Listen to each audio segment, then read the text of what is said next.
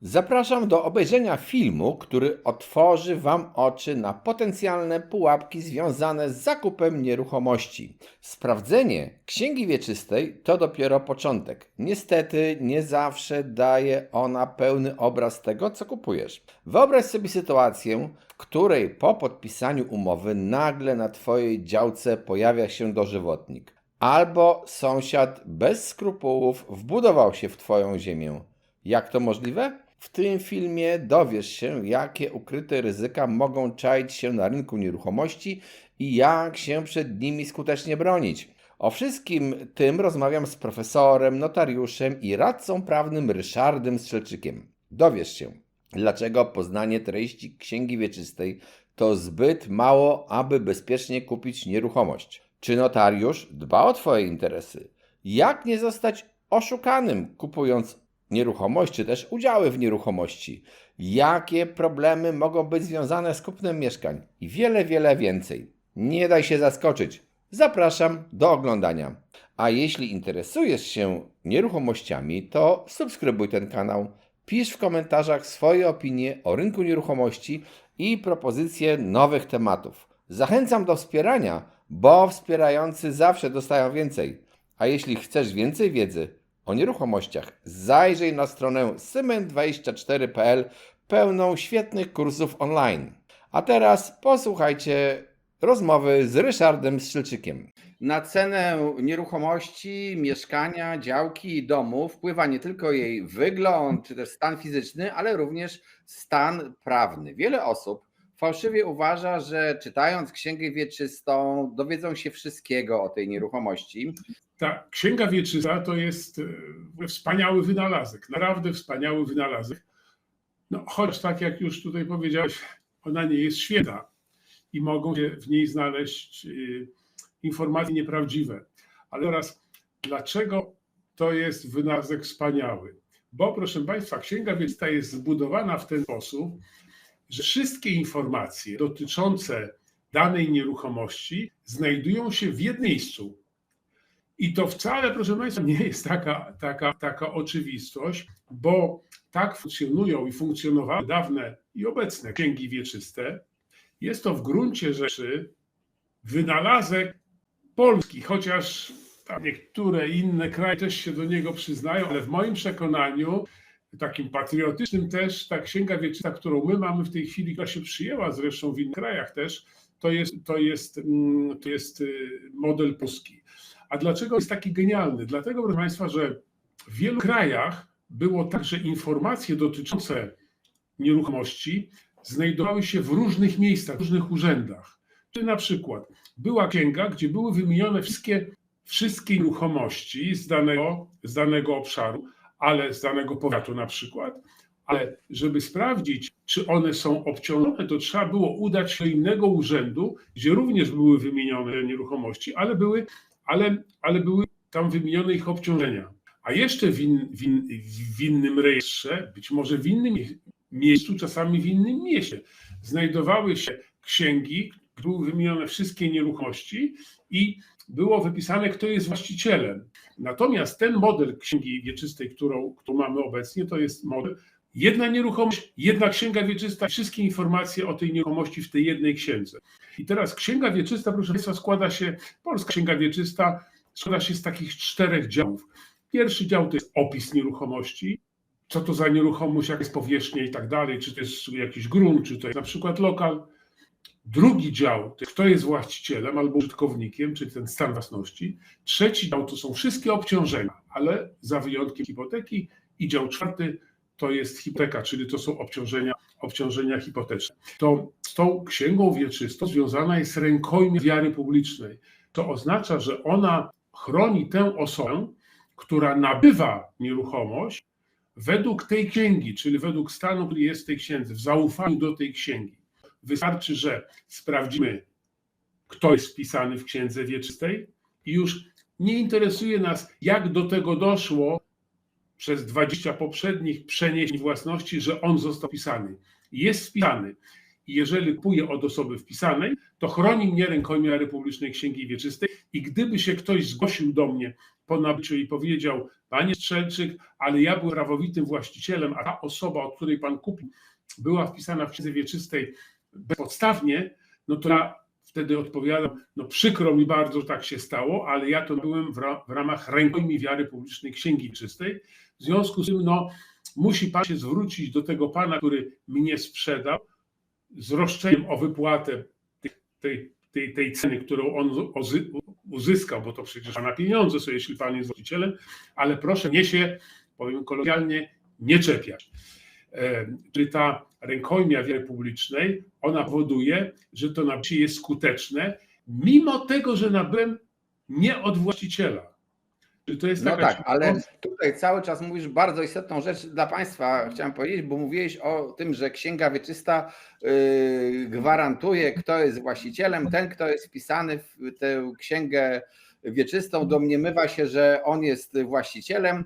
Oczywiście te stany też czasami są płynne, no bo jakieś dziedziczenia były, zmarli, ludzie mają obowiązek uzupełniać dane, ale niekoniecznie uzupełnili w tych księgach wieczystych, ale wróćmy do tego działu pierwszego na chwilę, czyli opisu nieruchomości. Z mojej praktyki wynika bardzo często, że najczęściej mieszkania mają dobry opis, no bo mieszkanie jest w jakimś bloku, ma swoją powierzchnię, tam to specjalnie się nie mogło zmieniać. Natomiast nieruchomości gruntowe na przykład, no to bardzo często się wszystko nie zgadza. Czasami nie są to błędy, bo po prostu jest inna numeracja obecnie w geodezji, w ewidencji gruntów. Oba urzędy nie korespondują ze sobą wbrew pozorom na bieżąco, ale też zdarzają się, że jest inna powierzchnia. Już pomijając tam już takie szczegóły, jak na przykład, że ta nieruchomość nie jest ogrodzona w granicach i w ogóle oglądając nieruchomość widzisz co innego niż faktycznie kupujesz. To są już szczegóły. I powiedzmy sobie, te dokumenty, przy szczególnie nieruchomościach gruntowych, podkreślam szczególnie gruntowych, ale także domach, na mój ludzi grunt wchodzi i nie tylko zresztą, warto jest sprawdzać innym rejestrem. Nie można tylko powiedzieć sobie: tak, wierzę w Księgę Wieczystą, bo może się okazać, że kupujesz zupełnie co innego niż chciałeś kupić. Zresztą ja powiem szczerze, z różnych powodów, jako ciekawostkę, może nie będziemy w to wchodzili, ale powiem wam, że nie wiem jak dziś, ale do niedawna jeszcze na przykład gmina Łomianki według ksiąg wieczystych była większa niż według geodezji. Skąd ten cud był? Bo się okazało, że są podwójne księgi wieczyste. No to historyczna zaszłość. O tym w kursach mówimy, tutaj już nie rozwijajmy tego tematu. Czyli co ja mam dzięki tej rękojmi, dzięki tej księdze wieczystej, podsumowując, wierzę, że ktoś, kto tam jest wpisany i mi sprzedaje, to on jest faktycznie właścicielem i jeżeli nie jestem w złej wierze, to rozumiem, ta księga mnie chroni jako nabywcę, tak? Tak. Tylko jedną rzecz tutaj bardzo istotną poruszyłeś, a mianowicie ten dział pierwszy, bo obowiązuje według ustawy o księgach wieczystych i hipotece, obowiązuje zasada domniemania prawdziwości wpisów, czyli że domniemywa się, że prawo, które jest tam wpisane, to ono istnieje, prawo, które jest wykreślone, nie istnieje. I w związku z tym konsekwencją jest ta późniejsza rękojmia tej wiary Księgi Wieczystej. Ale rękojmia wiary, czyli artykuł 5 ustawy o księgach wieczystych, on mówi o tym, że ta treść Księgi Wieczystej, to prawo ujawnione, ona przemawia na korzyść tego, kto dokonał czynności, ale chodzi o to, że ona chroni, tak po polsku mówiąc, chroni stan prawny, czyli wiarygodny jest ten stan prawny, który jest ujawniony. Natomiast, tak jak powiedziałem na początku, księga się składa z 4 działów i dział pierwszy to jest opis nieruchomości, dział drugi to jest własność, to jest właścicielem albo użytkownikiem czystym, dział trzeci to są obciążenia, wszystkie z wyjątkiem hipoteki i dział czwarty to są hipoteki. I ten dział pierwszy, on nie jest chroniony rękojmią wiary publicznej, bo to tam nie jest stan prawny, tylko to jest stan faktyczny. I nawiązując do tych 2 rejestrów, bo są 2 rejestry. Jeden rejestr to są księgi wieczyste, to jest rejestr publiczny, a drugi rejestr to jest ewidencja gruntów i budynków, która tam przekształca się w katastr nieruchomości. ta ustawa mówi, że jak się mówi o katastrze, to jest to samo, co ewidencja gruntów i budynków. I dlatego wpisu w dziale pierwszym to nadrzędnym są dane z ewidencji gruntów i budynków, czyli w księdze wieczystej dokonuje się wpisów i dział drugi, trzeci i czwarty to on obejmuje ten stan prawny, ale ten dział pierwszy, no to on co do zasady, bo tam się wpisuje opis nieruchomości i tam praw związanych z nieruchomością, ale teraz chodzi o ten opis nieruchomości. To ten opis nieruchomości wpisuje się na podstawie wypisu z rejestru gruntów. Czyli ten wypis z rejestru gruntów jest nadrzędny. On stanowi podstawę dla sędziego czy dla referendarza dokonania wpisu w dziale pierwszym. Czyli jeżeli jest rozbieżność pomiędzy tym, co jest wpisane w księdze wieczystej w dziale pierwszym, bo jest wpisane, że nieruchomość ma przykładowo 2800 metrów, a w rejestrze gruntów jest wpisane, że ona ma tylko 2700, to faktycznie ona ma 2700. Dlaczego? Dlatego, że rejestr gruntów jest nadrzędny. W związku z tym, jak właściciel pójdzie do rejestru gruntów, dostanie wypis i zaniesie do sądu wieczysto-księgowego z prośbą o wpis, to sędzia czy referendarz dokona zmiany tego działu pierwszego i zmieni 2800 na 2700 na podstawie tego wypisu z rejestru gruntów. Ten wypis jest ważniejszy, taki nadrzędny, bo on stanowi podstawę wpisu. W związku z tym konkluzja, trzeba pamiętać, że odnośnie działu pierwszego to trzeba również sprawdzać aktualność tych wpisów w rejestrze gruntów i bardzo często notariusze przy dokonywanych sprzedaży żądają aktualnego wypisu z rejestru gruntów, żeby potwierdzić, by nie było tak, że ktoś myśli, że kupuje 2800, a kupuje 2700, 100 metrów różnicy, czyli jest stratny. Ale gdyby było tak, że w księdze jest 2800, a w rejestrze gruntów 2700, to kupił faktycznie 2700. Rękojmia wiary publicznej w tym zakresie go nie ochroni. Jeszcze tylko dopowiem jedno zdanie, a mianowicie skąd się różnice mogą brać? No te różnice mogą się brać albo z zaszłości, a bardzo często dokonuje się nowych pomiarów i te pomiary są po prostu dokładniejsze i kilkanaście, czasami kilkadziesiąt metrów bardzo często się zdarza. Stąd te różnice. Znaczy te różnice, pomiary to raz, dwa to znam przypadki, kiedy w czasach tych dawno minionych to jak robiono wywłaszczenia, to wywłaszczono na trasę, ale z księgi tej pierwotnej nie odpisano tego wywłaszczenia.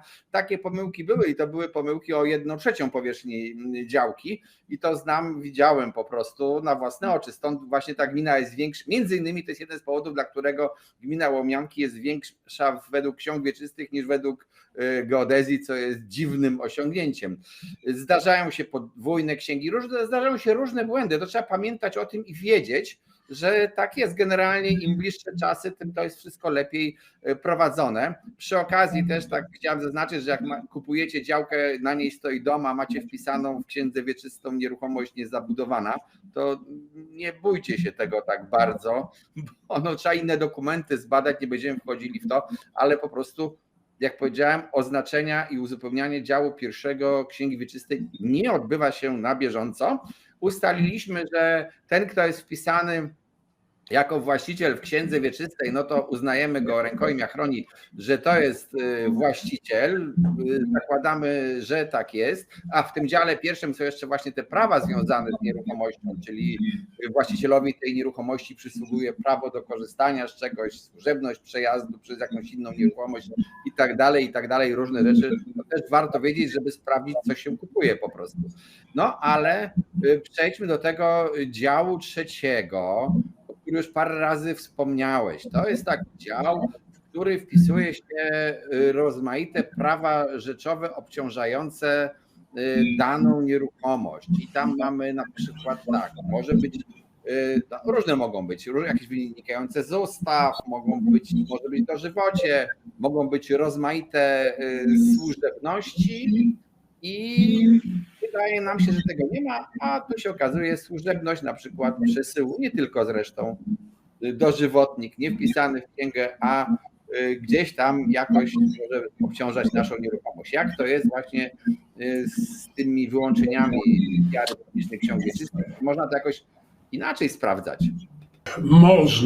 Można, ale jest trochę utrudnione, bo trzeba pamiętać, że jest taki artykuł 7 ustawy o księgach wieczystych i hipotece, który wprowadza wyjątki, to znaczy on wymienia prawa, przeciwko którym rękojmia wiary publicznej nie działa. Co to znaczy? To znaczy, że kupujemy nieruchomość, nie ma tam wpisanego jakiegoś obciążenia, i już po kupieniu, po zapłaceniu ceny sobie spokojnie tam mieszkamy, a nagle pojawia się ktoś, kto twierdzi, że przysługuje mu jakieś prawo, które nie było wpisane do księgi wieczystej, a jednak mu przysługuje. I jakie są prawa? No więc tak, po pierwsze, nie działa rękojmia wiary publicznej przeciwko prawu dożywocia. Po drugie, nie działa przeciwko tym obciążeniom, które wynikają z ustawy. Ja zaraz omówię tak szybciutko. Po trzecie, nie działa przeciwko służebności drogi koniecznej albo służebności budynkowej. Za chwilkę wyjaśnię, służebności budynkowej. Budowania się w twoją działkę, krótko tak, mówiąc. Jak ktoś wbudowuje w moją działkę. Nie działa przeciwko obciążeniom, które są wydane na podstawie decyzji administracyjnej. I nie działa przeciwko służebności przesyłu. I teraz, proszę Państwa, to taka wyliczanka, jak to w szkole człowiek nie lubił wyliczanek, te wyjątki są bardzo, bardzo logiczne i nie trzeba ich się uczyć na pamięć, tylko wystarczy tak prześledzić je rozumowo. No pierwsze, nie działa przeciwko, pierwsze wyłączenie, że rękojmie nie działa przeciwko dożywociu.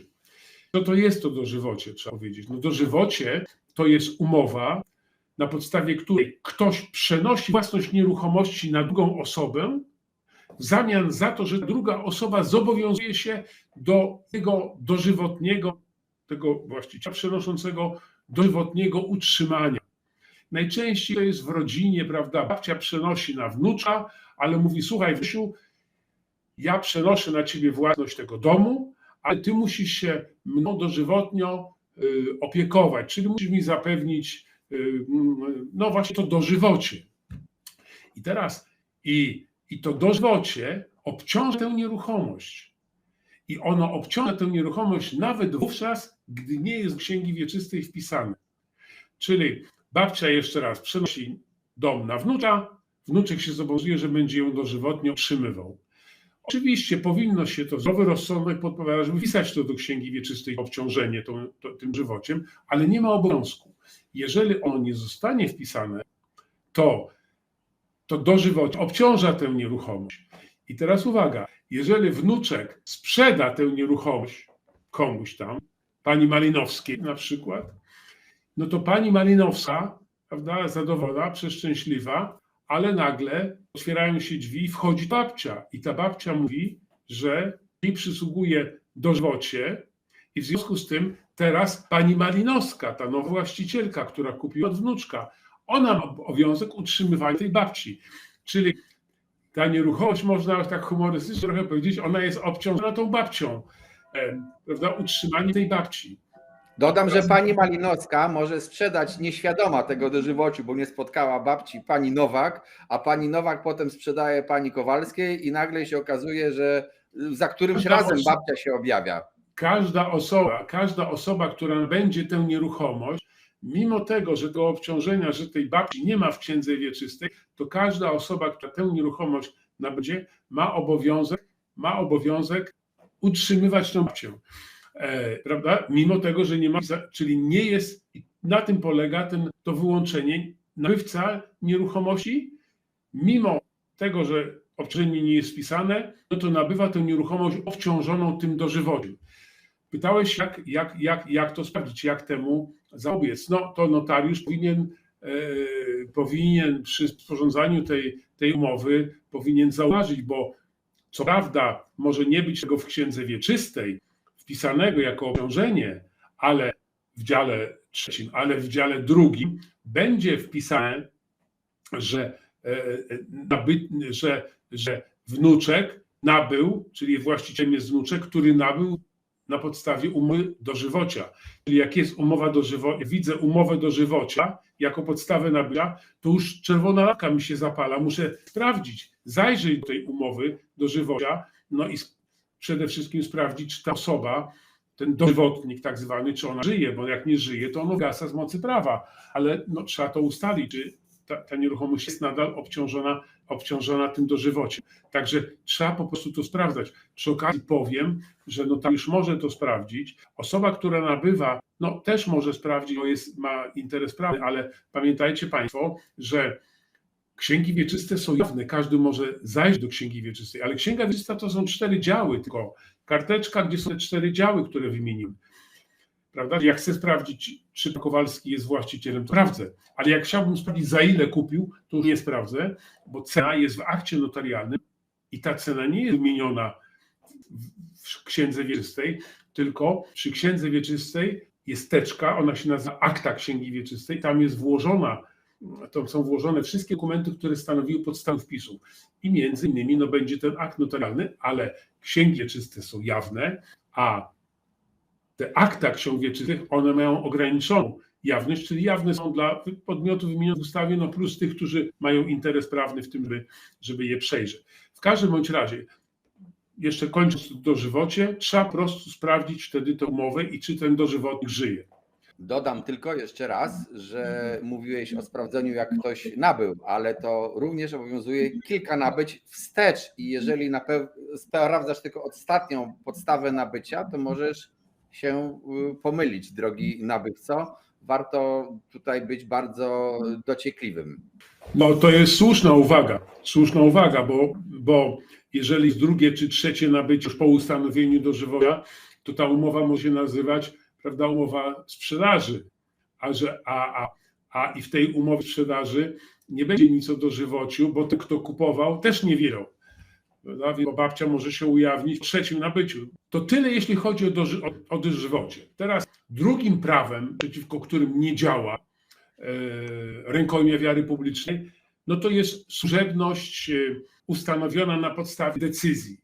Tu nie będę się rozwodził. Jeżeli jest decyzja administracyjna, która ustanawia jakąś służebność, to mimo tego, że ona nie jest wpisana, ta służebność, to jak nabędziesz nieruchomość, a była taka decyzja, to nabywa się obciążoną. Trzecie obciążenie, przeciwko któremu nie działa rękojmia, to jest służebność, która powstaje, czy obciążenia, które powstają z mocy ustawy. No, to samo uzasadnienie, jeżeli jest aż ustawa, już nawet nie decyzja, tylko ustawa, która mocą ustawy coś obciąża, no to czy to jest wpisane w księdze wieczystej, czy nie jest wpisane w księdze wieczystej, to tę nieruchomość ciąża. Jak nabędziesz nieruchomość tak obciążoną ustawy, no to ona jest, to rękojmia nie ochroni cię przed tym obciążeniem. Kolejne, proszę Państwa, obciążenie, przeciwko któremu nie działa rękojmia wiary publicznej, to jest służebność drogi koniecznej. Kilka słów odnośnie samej służebności drogi koniecznej. Co to jest takiego? No, każda nieruchomość musi mieć dostęp do drogi publicznej. Jak mam nieruchomość, to muszę mieć możliwość wydostania się z tej nieruchomości.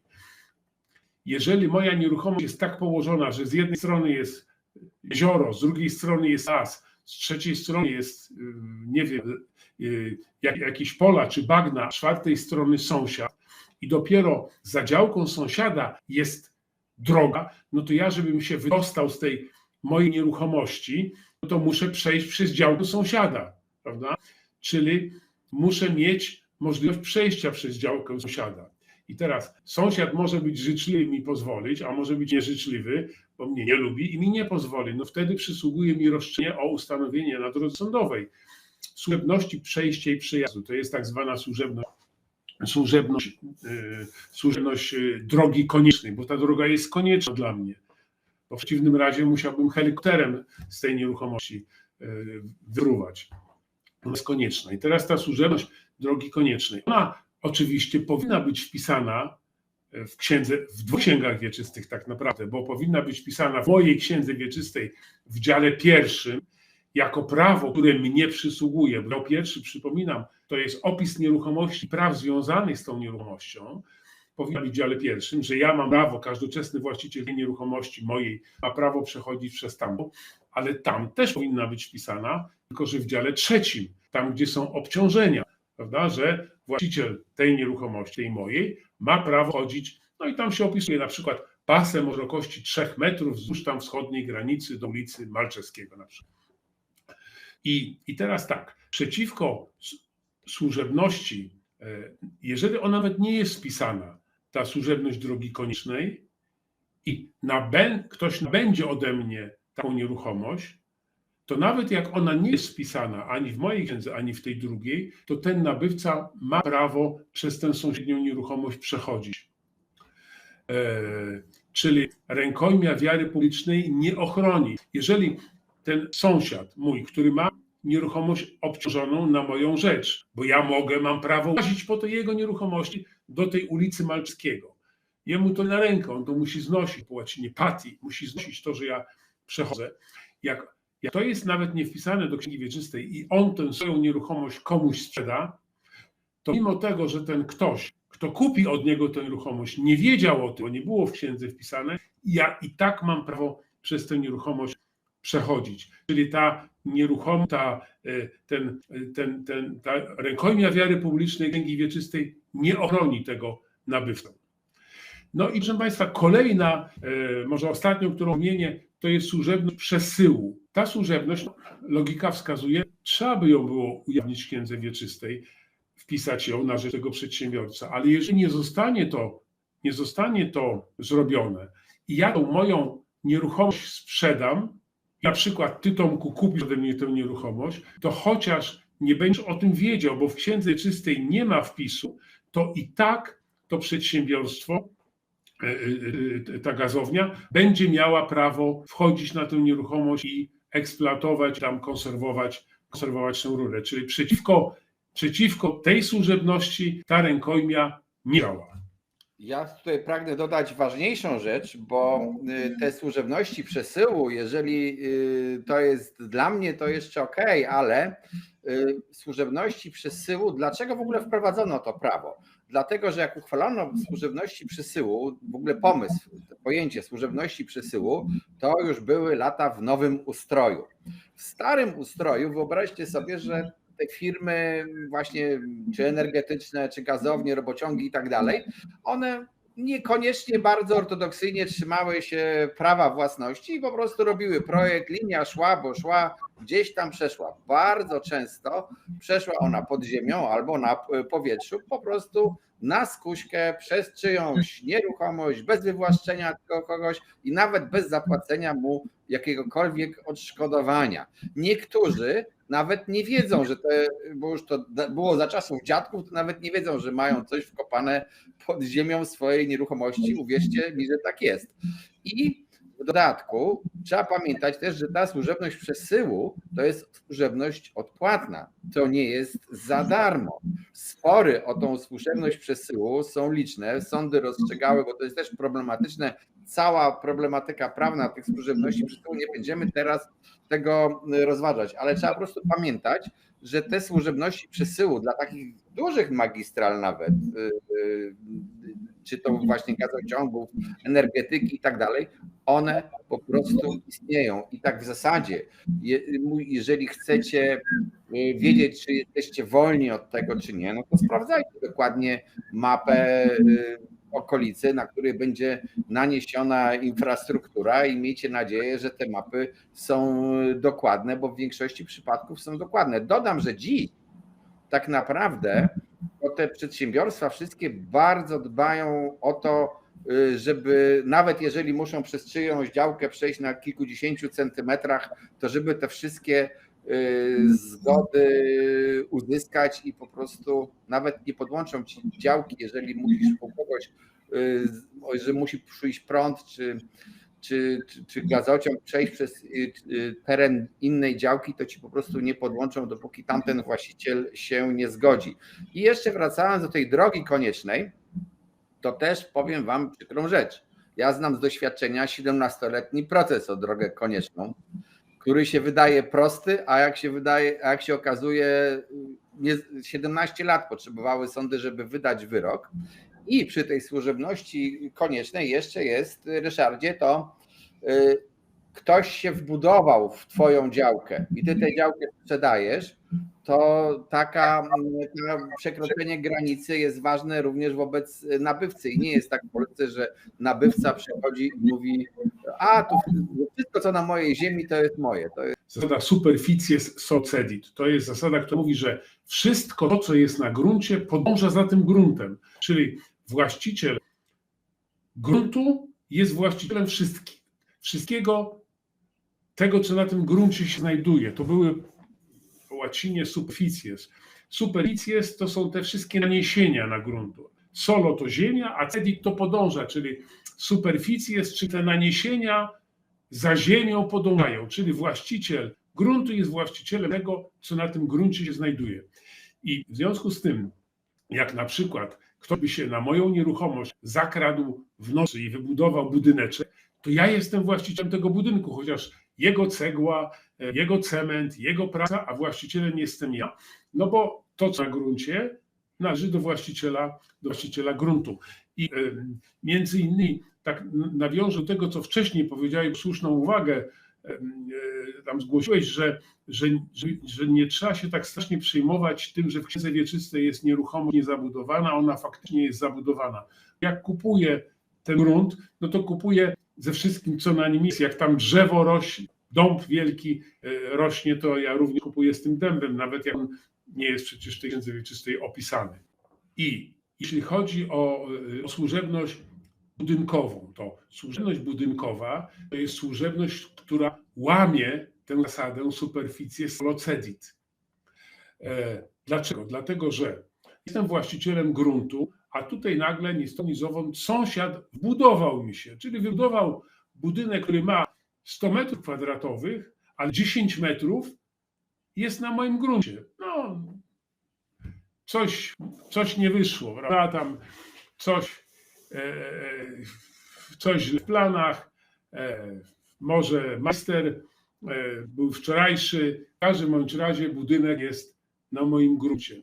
No to w związku z tym można ustanowić, ja mam roszczenie do tego właściciela tego budynku. No, ja już nie będę w szczegóły, bo tam te szczegóły są dosyć skomplikowane. Kiedy ja mogę żądać rozebrania tego, jeżeli w czasie budowy wzywałem do tego, żeby on zaprzestał, a on nie zaprzestał i wybudował, to ja wtedy mogę żądać, żeby on to usunął, ale jeżeli żądałem, to on nie wiedział o tym, to w każdym razie może dojść do tego, że będzie ustanowiona ta służebność budynkowa. Ta służebność budynkowa to polega na tym, że mój grunt jest obciążony tym kawałkiem 10 metrów na rzecz właściciela sąsiedniej nieruchomości, czyli na moim gruncie znajduje się kawałek jego budynku. Ona powinna być odpłatna, on powinien mi płacić za ten kawałek, prawda? Czyli złamanie tej zasady superficies solo cedit, bo kawałek jego budynku stoi na moim gruncie, prawda? Czyli ja jestem właścicielem gruntu, ale bez tego kawałka budynku, który na tym gruncie stoi, bo ten kawałek budynku jest własnością tego właściciela, rzecz którego jest ustanowiona ta służebność właśnie budynkowa. I konkluzja. Przeciwko tej służebności budynkowej też nie działa rękojmia wiary publicznej Księgi Wieczystej. Jeśli mam taką nieruchomość, gdzie ten kawałek budynku jest, stoi i ja ją sprzedam, no to ten, kto nabędzie, to niestety będzie musiał znosić bytność tego kawałka tego budynku na tym jego gruncie. Ja tutaj dodam jeszcze, bo do tego, co Ryszard powiedział, że takie wbudowania zdarzają się wbrew pozorom dość często. To jest istotna sprawa i tutaj faktycznie prawo jest skomplikowane, bo prawo w ogóle pozwala, nie będziemy teraz wchodzić, chcecie to zajrzyjcie do naszych szkoleń, ale prawo pozwala na to, że zarówno ten, który się wbudował z tym budynkiem, to może żądać odsprzedania jemu kawałka ziemi, albo ja, jeżeli się za bardzo wbudował, to ja mogę żądać, żeby on w ogóle wykupił całą moją nieruchomość. To jest zawiły temat, ale istnieje. Dlatego też, jeżeli kupujesz na przykład nieruchomość gruntową lub budynek nawet z jakąś nieruchomością, to zastanów się nad tym, czy nie warto jednak sięgnąć czasami po pomoc geodety i który potwierdzi, że na przykład nieruchomość ogrodzona jest w granicach, bo z tym różnie bywa. Natomiast chciałbym, żebyśmy przeszli, bo rozmawiamy o służebnościach, to żebyśmy przeszli i o właśnie tej rękojmi wiary publicznej ksiąg wieczystych, żebyśmy przeszli jeszcze do tego, co taką rękojmię wyłącza. Na przykład darowizna między bliskimi osobami to na pewno raczej nie będzie taką rękojmią objęta, więc uważajcie, co przyjmujecie, ale też wzmianka o wniosku w księdze wieczystej to w zasadzie psuje całkowicie księgę wieczystą. Jakaś tam skarga, która wpłynęła, różne są skargi na orzeczenie referendarza i tak dalej, to wszystko zdaje się wyłącza na absolutnie rękojmię księgi wieczystej. Tak, to prawda. Ale zanim powiem o tym, to jeszcze chciałem ostatnią rzecz dopowiedzieć odnośnie tych praw, które są, przeciwko którym nie działa rękojmia wiary publicznej księgi wieczystej. Bo powiedziałem na początku, że nie ma się co ich tam uczyć na pamięć, bo one są bardzo logiczne i chciałem teraz nawiązać do tego, dlaczego one są logiczne. Otóż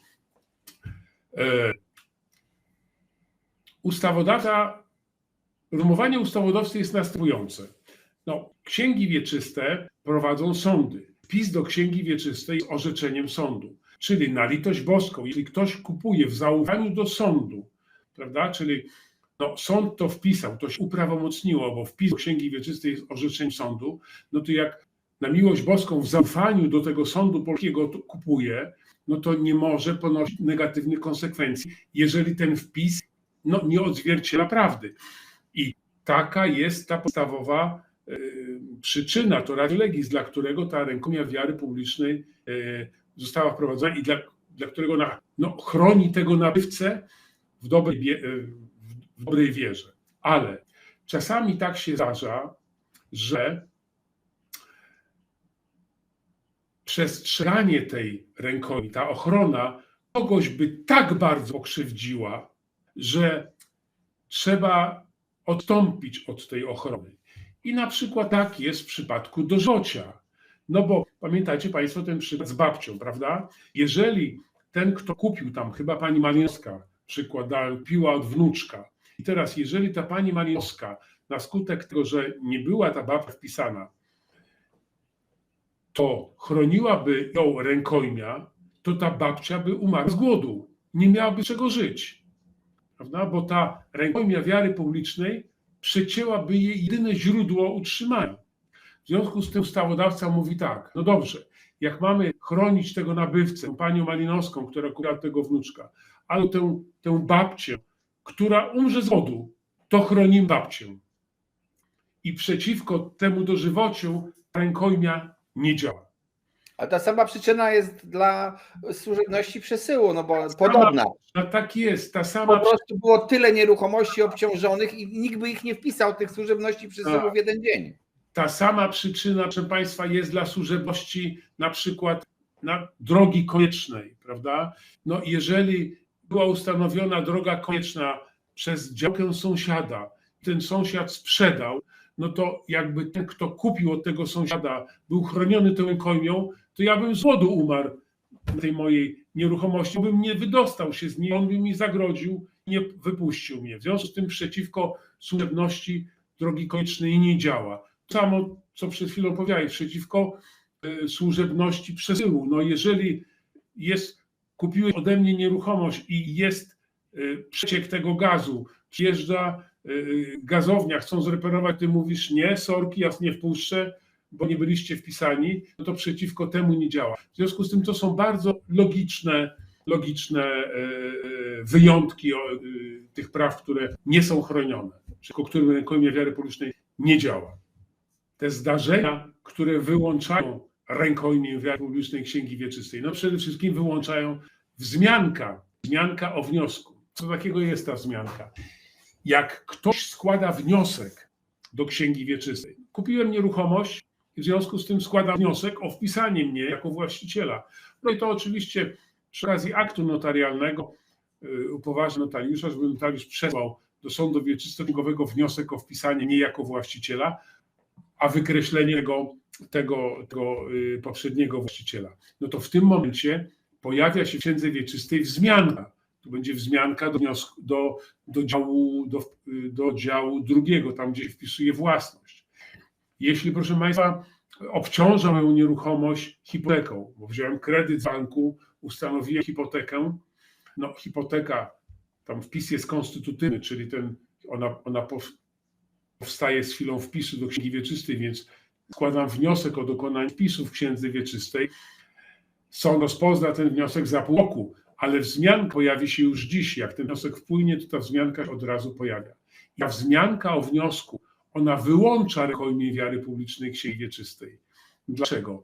No dlatego, że co prawda ktoś, kto przegląda księgę wieczystą, nie wie, czego ta wzmianka dotyczy, co najwyżej może widzieć, że do którego działu dotyczy, prawda? Jak dotyczy działu drugiego, to jest pewnie z własnością, ale ktoś, kto kupuje, to już wie, że z tą księgą wieczystą coś jest nie tak, że to, co jest ujawnione w księdze wieczystej, no może nie odzwierciedlać stanu faktycznego z uwagi na to, że jest jakaś wzmianka, czyli coś z tą nieruchomością, coś się wydarzyło, może ją ktoś obciążył, może jakiś wpis hipoteki przymusowej, może jakiegoś innego obciążenia, może jakaś walka o własność nieruchomości. No coś się dzieje. W związku z tym tutaj obowiązkiem też i notariusza, który jest gwarantem obrotu prawnego, no jest sprawdzenie tego, czego ta wzmianka dotyczy. Ja tutaj chciałem poruszyć ważny element, który ty poruszyłeś trochę, ale nie do końca pociągnąłeś, bo jest taka sytuacja, to się często zdarza, że ktoś dawno temu zaciągnął kredyt zabezpieczony hipoteką. I uwierzcie mi, że bardzo często widzę w praktyce, że ludzie spłacili ten kredyt i są zachwyceni, że spłacili kredyt i zapomnieli jednej rzeczy. Zapomnieli złożyć do ksiąg wieczystych wniosek o wykreślenie tej hipoteki i ta hipoteka z tego powodu, z tego kredytu wisi. Ja widziałem kredyty, które były spłacone 30 lat wcześniej, ale tam gdzieś się szwędają po tej księdze wieczystej. I teraz pozostaje taka procedura. No, jeżeli na szczęście ten wierzyciel, ten bank istnieje nadal, no to można pójść do tego banku, oni mają przepasy na archiwa, wystawią zaświadczenie, że można wykreślić te zabezpieczenie hipoteką. I teraz powstaje pytanie, kiedy pobiec do tego sądu z tym wnioskiem? Zanim znajdę kupca i sobie złożyć wniosek i wyłączyć sobie na jakiś czas wiarygodność mojej księgi wieczystej, tak mówiąc kolokwialnie, czy też trzymać ten kwitek z banku i przy akcie sprzedaży nieruchomości dostarczyć go notariuszowi i notariusz wtedy już złoży odpowiedni wniosek. To, o czym mówisz, to są tak zwane wpisy historyczne. No bo księgi wieczyste, sama nazwa wskazuje, są wieczyste. Jak hipoteka została wpisana, bez względu na to, czy 10, 20 czy 50 lat temu, to jak nie została wykreślona, to ona w tej księdze wieczystej siedzi, mówiąc kolokwialnie. I teraz jest artykuł 100 ustawy o księgach wieczystych i hipotece, który mówi o tym, że jeżeli dokonałeś spłaty, czy ta wierzytelność wygasła, to ten wierzyciel ma obowiązek wydać zaświadczenie uprawniające do wykreślenia, które zanosisz do księgi wieczystej i sąd wieczysto-księgowy wykreśla tę hipotekę. No ale czasami tak jest, na skutek jakichś przekształceń własnościowych, na skutek jakiejś tam upadłości, ten podmiot w ogóle może nie istnieć, a hipoteka siedzi. I teraz co w takiej sytuacji robić? No, ostateczność to jest taka, że trzeba wystąpić do sądu cywilnego o ustalenie, bo jeżeli dysponujesz dokumentem, że dokonałeś spłaty, to mamy sytuację taką, że spłata nastąpiła i ta spłata spowodowała z mocy prawa, ex lege, wygaśnięcie tej wierzytelności zabezpieczonej hipoteką, no ale ten wpis historyczny siedzi. Czyli sytuacja jest taka, że stan prawny, który jest ujawniony w księdze wieczystej, czyli ta hipoteka tam siedząca, on jest niezgodny z rzeczywistym stanem prawnym. I jest artykuł 10 ustawy o księgach wieczystych i hipotece, który mówi, że można wstąpić do sądu w takiej sytuacji o usunięcie tej niezgodności. Wtedy sąd wydaje orzeczenie, które stanowi podstawę do wykreślenia tej hipoteki. Dodam jeszcze, że dość częstym przypadkiem jest taka sytuacja, bo to jest lepszy wariant, ten, który dałeś, że ta hipoteka została spłacona, ta wierzytelność została spłacona, prawda, tylko nie wykreślona, a wpis jest historyczny, ale czasami jest tak, że ona została spłacona,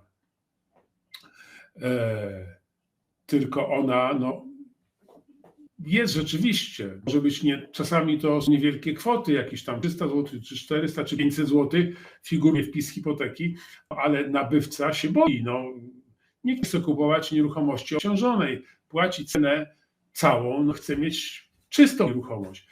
I wtedy jest taka możliwość, żeby złożyć tę kwotę, na przykład niech to będzie 1000 zł, że jest 1000 zł obciążenia, to ten właściciel ma prawo wystąpić do sądu z takim wnioskiem, żeby sąd wyraził zgodę na to, żeby złożyć tę kwotę, całe 1000 zł do depozytu z jednoczesnym oświadczeniem, że zrzeka się prawa do odbioru zwrotnego tej kwoty. Wówczas sąd wydaje orzeczenie o wygaśnięciu, wykreśleniu tej hipoteki. Czyli Ja tu pragnę dodać od razu taki paradoks, bo pamiętajmy, że w Polsce były dewaluacje, zmiany wartości pieniądza i te hipoteki robią się czasami wręcz złotówkowe.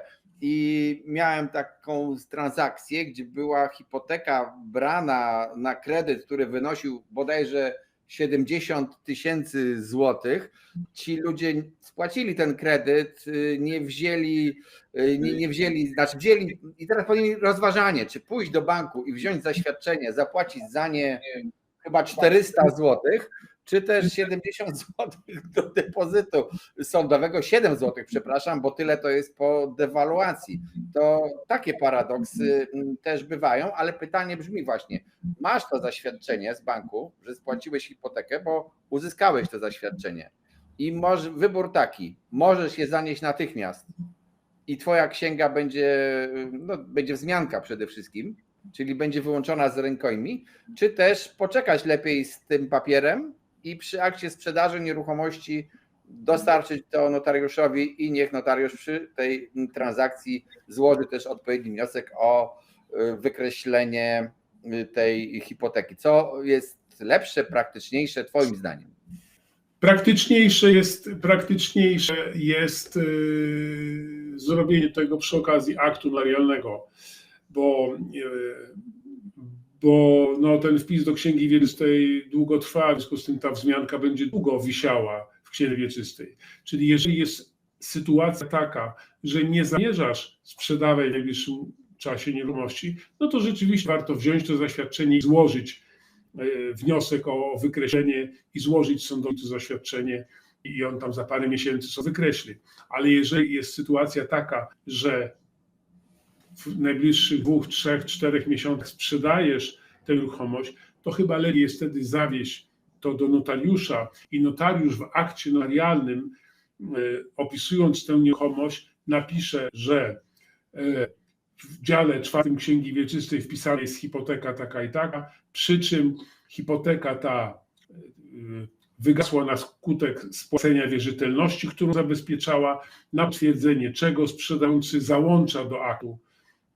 Reasumując, życie nie jest proste, księgi wieczyste należy czytać uważnie i ze zrozumieniem oraz z tym, żebyście wiedzieli, że księga wieczysta nie chroni was przed wszystkim. Rękojmia wiary publicznej księgi wieczystej nie chroni osób, które nabywają nieruchomość w złej wierze. Ona chroni tylko nabywcę w dobrej wierze. A w dobrej wierze to jest ten, kto działa w zaufaniu do tej księgi i nie wie, że ta księga jest, ten stan tej księgi wieczystej, to jest tam ujawnione, jest niezgodny z rzeczywistym stanem prawnym.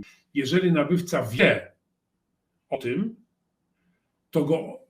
czyli działa w złej wierze. Wtedy go rękojmia wiary publicznej Księgi Wieczystej nie ochroni. Oczywiście kwestią może być kłopotliwą udowodnienie mu, że on o tym wiedział, ale jeżeli zostanie udowodnione, bo z kimś rozmawiał na ten temat, że wie, że ten, który tam tę nieruchomość sprzedaje, tak naprawdę nie jest właścicielem, ale co go to obchodzi, to jeżeli takie dowody będą, to wtedy go ta rękojmia wiary publicznej Księgi Wieczystej nie ochroni. Jak to jest z tym podziałem nieruchomości dla użytkowania, który, dodajmy, właśnie jest formalny, czy nie jest formalny? On może być formalny, a może być nieformalny. Może zacznę od tego, że jest kilka rodzajów podziałów nieruchomości. Tak naprawdę to wydaje mi się, że 4 podziały. Jeden podział to jest podział geodezyjny, drugi podział to jest podział prawny, trzeci podział to jest podział wieczystoksięgowy, a czwarty to jest właśnie ten podział do korzystania, to jest taki podział umowny, on się po łacinie nazywa quad usum i o nim sobie dzisiaj będziemy mówili. Kilka słów odnośnie tych poprzednich podziałów, to są takie bardzo formalne podziały. Podział geodezyjny to polega na tym, że z jakiejś jednej nieruchomości, z dużej działki wydziela się mniejsze działki, czyli na przykład jest nieruchomość, która ma 10 000 metrów i składa się z jednej działki i dzieli się tę działkę, działka numer 4 dzieli się na działkę numer 4 przez 1 i 4 przez 2, czyli dokonuje się w ten sposób podziału geodezyjnego.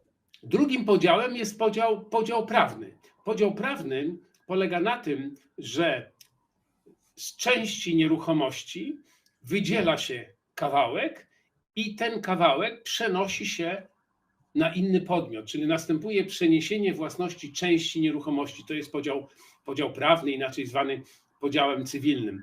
Żeby dokonać tego podziału prawnego, to najpierw trzeba dokonać podziału geodezyjnego, czyli na przykład jak jest działka numer 4, dzieli się na działkę numer 4 przez 1 i 4 przez 2 i wtedy tę na przykład działkę 4 przez 2 można przenieść aktem notarialnym w drodze umowy sprzedaży czy darowizny na inną osobę. Czyli podział prawny to jest przeniesienie własności części nieruchomości na inną osobę. Kolejnym podziałem to jest podział wieczystoksięgowy. To jest taki dziwny trochę podział, bo tak naprawdę to jest podział księgi wieczystej. Czyli on polega na tym, że mam jakąś nieruchomość, prawda, która składa się z 10 działek i jest dla tej nieruchomości prowadzona jedna księga wieczysta. A ja występuję do sądu wieczystoksięgowego o to, żeby sąd wieczystoksięgowy wydzielił z tej jednej nieruchomości na przykład 10 działek i dla każdej działki założył nową księgę wieczystą i w tej nowej księdze wieczystej wpisał mnie jako właściciela tejże nieruchomości. Czyli tak naprawdę grunt jest ten sam, on nie uległ podziałowi, natomiast on się znajdował w jednej księdze wieczystej, a po tym podziale wieczystoksięgowym on się będzie znajdował w 10 księgach wieczystych, więc jak pójdę na dyskotekę, prawda, to będę mógł tam chwalić się dziewczyną, że mam 10 nieruchomości, bo mam 10 ksiąg wieczystych, a wcześniej miałem tylko jedną, ale to jest cały czas ten sam grunt. I ostatnim podziałem, to jest ten podział właśnie quad usum, to jest podział do korzystania.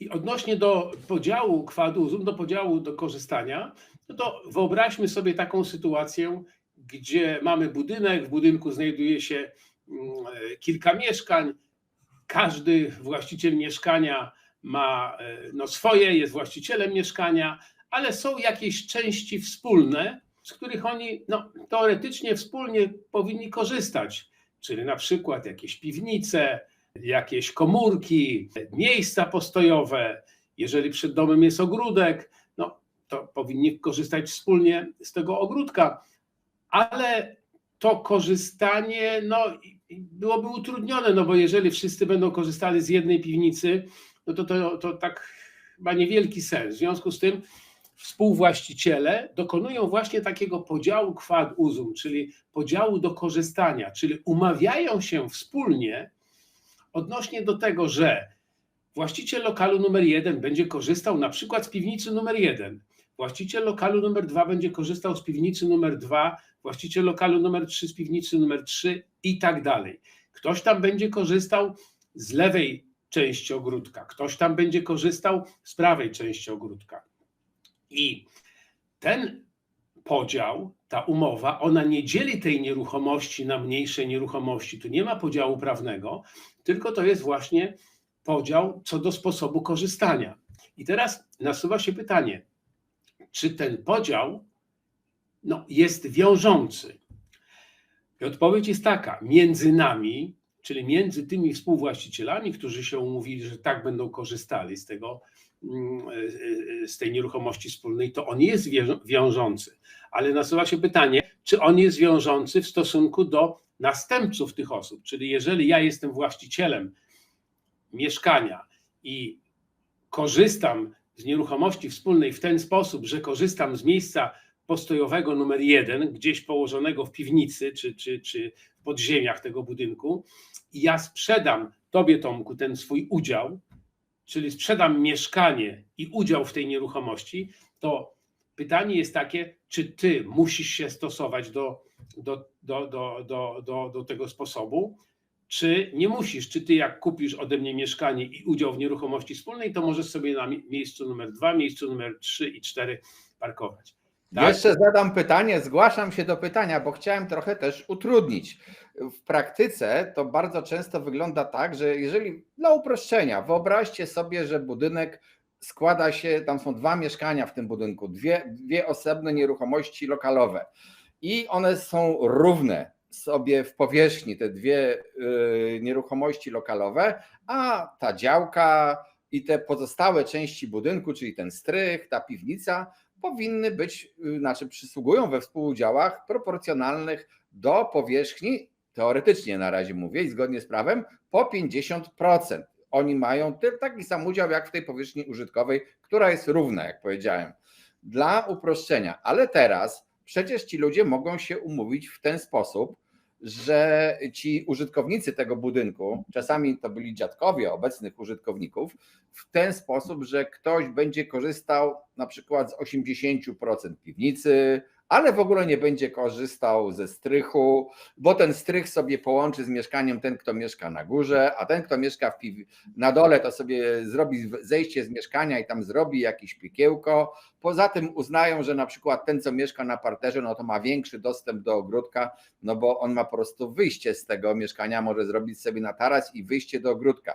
Do czego prowadzę? Do tego, że ten właśnie podział dla użytkowania, on wcale nie musiał odpowiadać dokładnie procentowo udziałom tych poszczególnych właścicieli nieruchomości w tej nieruchomości wspólnej. Ktoś mógł dostać więcej, ktoś mógł dostać mniej i oni nawet chyba nigdy nie weszli w spór, no bo jak się pogodzili kiedyś tam 60 lat temu, to potem następne pokolenia po prostu często akceptują ten podział. No i właśnie teraz przychodzę ja albo jakiś inny, Kuba zmartwiony, on kupił ten udział w tym domu i czy on może przeciwko temu protestować?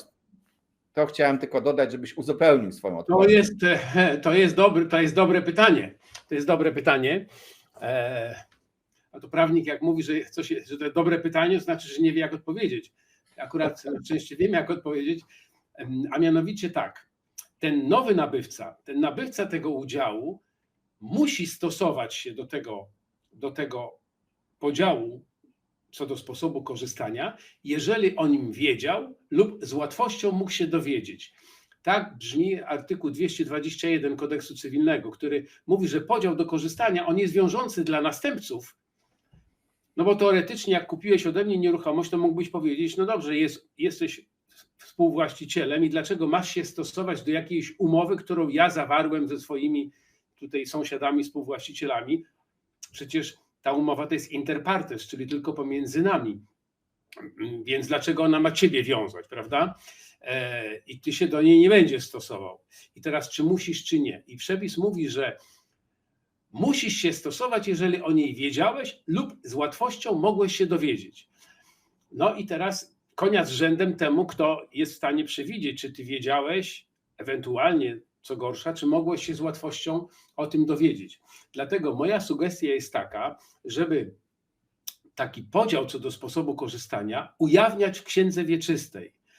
Dlatego, że jest to możliwe na podstawie chyba artykułu 16 ustawy o księgach wieczystych i hipotece.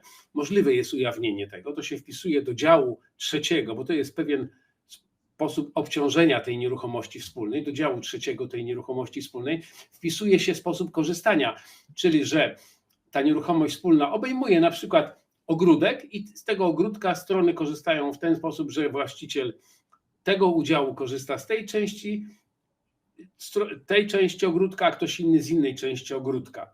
Jeżeli się dokona tego wpisu w dziale trzecim Księgi Wieczystej, to ten, kto nabędzie taki udział, nie będzie mógł się zasłaniać tym, że o tym nie wiedział, bo księgi wieczyste są jawne. W Księdze Wieczystej jest przepis, który mówi, że księgi wieczyste są jawne i nie można zasłaniać się nieznajomością wpisów, czyli jest domniemanie, że każdy z nas zna wszystkie wpisy we wszystkich księgach wieczystych w Polsce. I ponieważ nie można zasłaniać się, to jakbyś nabył ode mnie taki udział i powiedziałbyś, że tym współwłaścicielom, że ty nie wiedziałeś o tym, że ja korzystam tylko z miejsca numer 1 i będziesz chciał korzystać z 3 miejsc, no to oni wtedy powiedzą tak, to nie jest prawda, bo ten sposób korzystania jest wpisany do Księgi Wieczystej, a pan nie może zasłaniać się nieznajomością wpisów w Księdze Wieczystej. Czyli rada, wniosek, wpisywać ten podział do Księgi Wieczystej, bo to po prostu uchroni nabywców czy właścicieli tych poszczególnych udziałów przed ingerencją osób, które nabędą później udziały i będą negować. Będę ci życie komplikował, bo zresztą chyba podobnie jest właśnie z komórkami, czy tam z takimi piwnicami. Ktoś ma mieszkanie, a do tego mieszkania tam przynależy prawo korzystania z komórki lokatorskiej numer X na przykład. Ale, i to jest wpisane, to jest w aktach notarialnych, to gdzieś tam sobie krąży i można to poznać. Ale w praktyce też bardzo często te takie stare, zwyczajowe podziały, czyli podziały takie, które jak mówię, no często dziadkowie zrobili, tych obecnych właścicieli, nie były wpisane, bo to ktoś po co miał chodzić do ksiąg wieczystych, jak się Kazio dogadał z Wojciechem i oni sobie razem ustalili kiedyś, jak to będą korzystali, to było akceptowane zawsze. I teraz, jeżeli kupujesz taką nieruchomość i widzi, to powinieneś ją przede wszystkim dobrze obejrzeć. Być może ten sprzedający powinien cię również poinformować o tym, że jest taki podział i być może, jeżeli to nie było wpisane w Księdze Wieczystej, to może przy akcie notarialnym powinno być zaznaczone, że zostałeś poinformowany, że jest taki podział. No to jest pytanie, ale też jest wtedy, tutaj jest sprzedający, kupujący jeden z lokali, ale jest ta trzecia strona, czyli ten, który tam powiedziałbym siedzi w tym drugim lokalu, no i co, czy on też to musi potwierdzić ten podział, czy też powinni ci ludzie sobie na przykład przed aktem, ten nowy nabywca i tak dalej, wejść w jakąś interakcję między sobą, żeby później po prostu nie było zbędnych nieporozumień. No to jest też dobre pytanie, bo oczywiście to powinno być wpisane do aktu notarialnego, jeżeli sprzedający na przykład mieszkanie korzysta z jakiejś konkretnej komórki, no to powinno być to wpisane do aktu notarialnego, ale czasami może być tak, że ja spotykałem takie sytuacje, gdzie sprzedający wcale nie był zainteresowany tym, żeby ujawnić sposób korzystania temu nabywcy, bo ten nabywca wtedy nie kupiłby od niego tego mieszkania na przykład. Czyli co, nie chciał się przyznać sprzedający, że jest nie chciał się przyznać sprzedający do tego, że na przykład on z tego ogródka nie może korzystać, bo lat temu 20 umówił się tak, że będzie korzystał z piwnicy i już nie będzie korzystał z ogródka, bo z ogródka korzysta ktoś inny. I taka umowa jest zawarta. I teraz jest potencjalny kupujący, któremu się ogródek podoba, no i on jak chodzi, ogląda tę nieruchomość, no to przede wszystkim łakomie patrzy na ten ogródek, bo jest ławeczka, bo jest drzewko i tak dalej. I w ogóle nie wie o tym, że ten sprzedający nie może korzystać z tego ogródka. I teraz ten sprzedający, jak zauważy, że kupujący jest tym ogródkiem zainteresowany i że być może to przeważy w zakresie zakupu, no to może się nie chcieć chwalić. Jak się nie pochwali, to tamten kupujący naprawdę o tym nie wie, że nie będzie mógł z tego ogródka korzystać i rzeczywiście wtedy służy mu roszczenie o korzystanie. jeżeli to nie jest wpisane do księgi wieczystej, tej nieruchomości wspólnej, no to naprawdę może się zasłaniać tą nieznajomością. I oczywiście może być jakaś forma roszczenia, dochodzenie od tego sprzedającego, że on wprowadził w błąd, no ale to w żaden sposób nie ratuje tych innych współwłaścicieli, prawda, którzy korzystają z tego ogródka i ich interes jest, tak jak ty powiedziałeś, osoby trzeciej interes. Oni nie są stroną tej umowy, no ale ta umowa ich dotyczy w tym sensie, że coś mają, co im zostanie później zabrane. Dlatego w ich interesie jest, bo wtedy ten nabywca może powiedzieć, no tak, to trzeba było to ujawnić w księdze wieczystej. Mieliście prawo ujawnić to w księdze wieczystej. Jeszcze jedną rzecz dopowiem, bo nasuwa się pytanie, w jakiej formie musi być ta umowa o sposobie korzystania zawarta.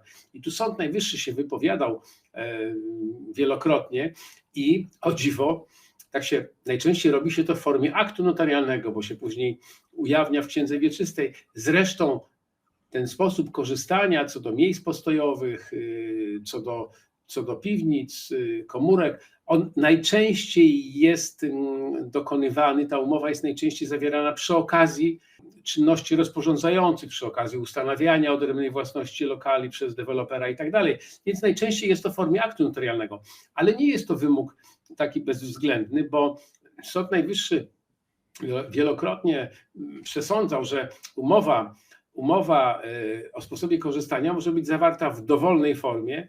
Co więcej, nawet może być zawarta w formie dorozumianej, czyli per facta concludentia, w sposób dorozumiany, prawda? Czyli jeżeli są 3 piwnice i ten korzystał z tej piwnicy, ten korzystał przez całe lata z tej, a ten korzystał z tej trzeciej, no to w sposób dorozumiany została zawarta umowa o sposobie korzystania i na tej podstawie oni mają prawo dalej korzystać tak, jak korzystali. Czyli nawet w sposób dorozumiany można taką umowę zawrzeć. Czyli tak, z mojego punktu widzenia, jeżeli ktoś z Was by kupował taką nieruchomość, był nabywcą takiej nieruchomości, gdzie jest ileś lokali i ktoś Wam mówi, dobrze, tutaj mam tą komórkę, ale tego nie ma nigdzie wpisanego w księdze wieczystej, albo widzicie, że tu jest jakiś ogródek, który jest na przykład jakimś jeszcze małym płotkiem podzielony, albo nie jest tym płotkiem, to bardzo dobrym zwyczajem byłoby, jeżeli tych na przykład właścicieli, współwłaścicieli tych lokali sąsiednich jest mało, jeżeli to jest mały dom, no to pójść i się po prostu zapytać, powiedzieć się, proszę Państwa, ja bym chciał tu kupić, poznać swoich przyszłych sąsiadów, jaki jest podział, porozmawiać z nimi, bo to jest też takie szpiegownia trochę i sprawdzanie, weryfikowanie tego, co mówi nam sprzedający, któremu, jak powiedziałeś, niekoniecznie zawsze zależy na tym, żeby powiedzieć prawdę kupującemu, tak? Tak, i to jest dobry sposób, to jest sposób taki trochę analogiczny do nabywania od deweloperów mieszkań. Też czasami warto pójść bo w umowie deweloperskiej tam deweloper ma obowiązek w tym prospekcie informacyjnym zamieścić informacje o dokonanych już przez siebie 3 ostatnich inwestycjach i to też dobrze jest tam pojechać i zapytać panią czy pana z pieskiem, który tam spaceruje, jak ten deweloper się zachowywał, jak ona to kupowała, czy ten pan to kupował, prawda? I jak pan się zrobi, czy pani zrobić czerwona jak piwonia ze złości na samo wspomnienie, to już wiadomo, że chyba nie warto z tym deweloperem podpisywać umowy. Więc tak, to jest dobry sposób.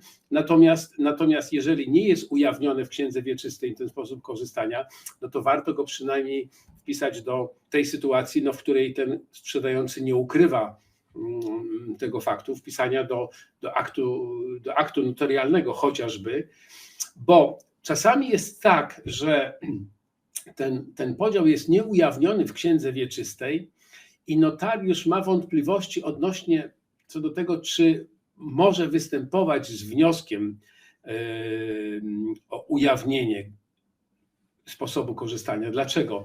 Dlatego, że są bardzo poważne rozbieżności odnośnie do tego, czy ten sposób korzystania powinien być, ta umowa o sposobie korzystania powinna być zawarta przez wszystkich współwłaścicieli, czy też może być na przykład tylko przez większość, jak to jest duża wspólnota mieszkaniowa, czyli obecnie powyżej 3 lokali, dawniej 7, dzisiaj 3, powyżej, to czy wystarczy większość, prawda, że jest jakaś uchwała i na podstawie tej uchwały jest 100 mieszkań, prawda, 80% osób wypowiedziało się za tym, żeby dokonać podziału w taki sposób i ten podział został dokonany. Niektóre sądy, tutaj taki jest trochę regionalizm, ja spotykałem sądy w różnych częściach Polski, niektórych sądy wieczystoksięgowe uważają, że to każdy współwłaściciel musi taką umowę podpisać. To trochę paradoksem jest, bo to przecież przy 100 mieszkaniach to nigdy każdy nie podpisze, chociażby ze względu na nieobecność, na chorobę, ktoś tam zmarł i postępowanie się toczy spadkowe, więc czasami to jest niewykonalne wręcz. A w niektórych sądach wieczystoksięgowych wystarcza tylko większość i uchwała, że większość tak postanawia i tutaj notariusz może mieć wątpliwości co do tego, czy ten wniosek nie zostanie oddalony, a oddalony wniosek to nie jest marzenie notariusza. W związku z tym może się obawiać o oddalenie, zresztą dla tego klienta też to będzie niekorzystne. Poza tym jeszcze jest rzecz już taka ostatnia, którą powiem, że jak jest na przykład sprzedawana nieruchomość i przy okazji ma być wpis, to jest duża operacja sprzedaży i nikt nie chciał, żeby w czasie tej operacji jakieś oddalenia były, czy odmowy wpisu. Więc często bywa tak, że nie ma tego wniosku ujawnienie sposobu korzystania, to chociaż odnotujmy to w akcie notarialnym, że tak strony oświadczają sprzedający, że korzysta w taki sposób. Ja dodam, że w swojej praktyce to podobne sprzedaże miałem i to powiedziałem, to nie jest zjawisko jakieś jednostkowe, to dość często występują te sytuacje i jeżeli ci właściciele tych wszystkich poszczególnych lokali mieszkalnych byli zgodni, a nie były te podziały wpisane do księgi wieczystej, to doprowadzało i dawało się doprowadzić do takiej sytuacji, żeby w dniu, w którym była zawierana ta umowa sprzedaży nieruchomości, żeby oni również przyszli i jakimś osobnym aktem, nawet jeszcze na przykład ten stary właściciel z tymi poprzednimi, tymi innymi sąsiadami zawarł takie porozumienie dotyczące podziału z wnioskiem do księgi wieczystej i to w zasadzie było robione po to, żeby też ten kupujący normalnie nieruchomość mógł mieć księgę wieczystą bez złożonego wniosku w momencie aktu notarialnego, bo to by wyłączało jak gdyby tą rękojmię wiary publicznej ksiąg wieczystych, a żeby on też kupił i żeby to było pewne. To jest bardzo zresztą ważne. Ja naprawdę Państwa tutaj uczulam na ten problem, bo powiem szczerze, jak ktoś obraca nieruchomościami i tam są jakieś współwłasności, to powyżej 7 współwłaścicieli zawsze miałem gwarantowaną sprawę sądową i spór między tymi współwłaścicielami.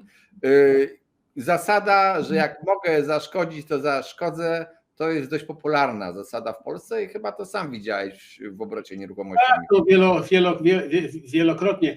Ja tylko jeszcze może tutaj widzą taką informację przekażę, to jest cenna informacja, że Sąd Najwyższy wypowiedział się już wiele lat temu, ale to takie cenne orzeczenie jest, że ten sposób korzystania, co prawda to nie jest prawo majątkowe, w tym sensie, że ten sposób korzystania to jest jakiś stan faktyczny, że faktycznie ja korzystam z tej części, ty korzystasz z tej części, ale on jest na tyle silny, że nawet się go dziedziczy. Czyli jak zawarłem umowę o sposobie korzystania i korzystam z tego miejsca parkingowego i umrę i na przykład moje dzieci w spadku nabędą to mieszkanie, to one mają prawo korzystać z tego, czyli ten sposób korzystania jest w istocie rzeczy dziedziczny, czyli przechodzi na spadkobierców. To jest bardzo ważna informacja.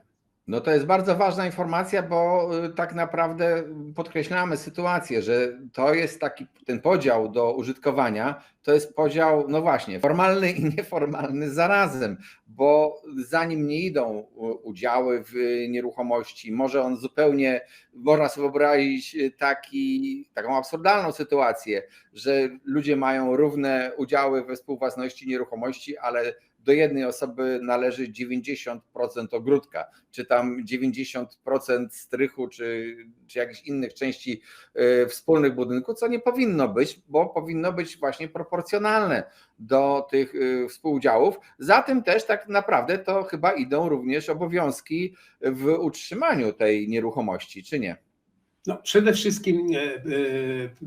wszystkim tutaj dodać można, że umowa o sposobie korzystania może być odpłatna, czyli strony mogą się umówić w ten sposób, że no, ponieważ jest tylko jedno miejsce garażowe, a są 2 mieszkania, prawda, i ty będziesz korzystał, no to korzystasz jak gdyby ponad swój udział, w związku z tym będziesz ponosił miesięczną czy tam roczną opłatę, jednorazową albo taką powtarzającą się cykliczną. Także można się umówić też odnośnie do płatności.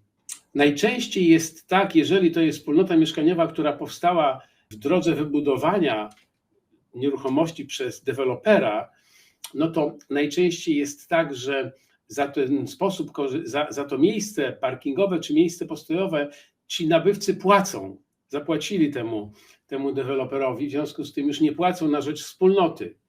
Natomiast jeżeli to jest podział, który jest dokonywany później, no to mogą być odpłatności, bo jak jest budynek i w budynku jest 50 mieszkań, a tylko 20 miejsc postojowych, a wszyscy mają samochody, niektórzy po 2, no to wtedy wspólnota może wprowadzić opłatę. Krótko mówiąc, pamiętajcie, że jest to podział, z którego jednak warto czasami skorzystać i bardzo często się korzysta, bardzo często macie z nim do czynienia w obrocie nieruchomościami i mam nadzieję, że nasz gość wyjaśnił problemy podstawowe związane z tym właśnie podziałem nieruchomości do użytkowania. Jak to jest z tym zaufaniem do notariusza w połączeniu z przekonaniem, że notariusz ma dbać o interesy z jednej lub drugiej strony transakcji? Od tego trzeba zacząć, że w Polsce mamy system tak zwanego notariatu łacińskiego. On polega na tym, że ten notariusz jest takim gwarantem obrotu prawnego. Notariusze to są ludzie bardzo dobrze wykształceni, to są prawnicy. Bardzo często to są też i prawnicy, którzy nie tylko ukończyli aplikację notarialną, bo taka jest ta główna ścieżka dojścia do tego zawodu, ale bardzo często są to sędziowie, którzy po paru latach wykonywania zawodu sędziego przeszli, albo prokuratorzy, czy adwokaci, radcowie prawni. W każdym bądź razie są to osoby, to są prawnicy takiego najwyższego sortu, jeśli tak można powiedzieć. Ten system notariatu łacińskiego, to on sprowadza się do tego, że ten notariusz jest tym gwarantem, czyli on w istocie rzeczy w pewnym stopniu jak gdyby reprezentuje państwo i dlatego między innymi notariusz posługuje się pieczęcią taką okrągłą z godłem, z orłem w środku, a w otoce tej pieczęci jest jego imię i nazwisko. I ten dokument, który notariusz tworzy, to jest dokument urzędowy. I ten notariusz, ponieważ on w istocie rzeczy reprezentuje państwo, to on powinien w każdym bądź razie działać i najczęściej działa bezstronnie, czyli on nie reprezentuje żadnej ze stron.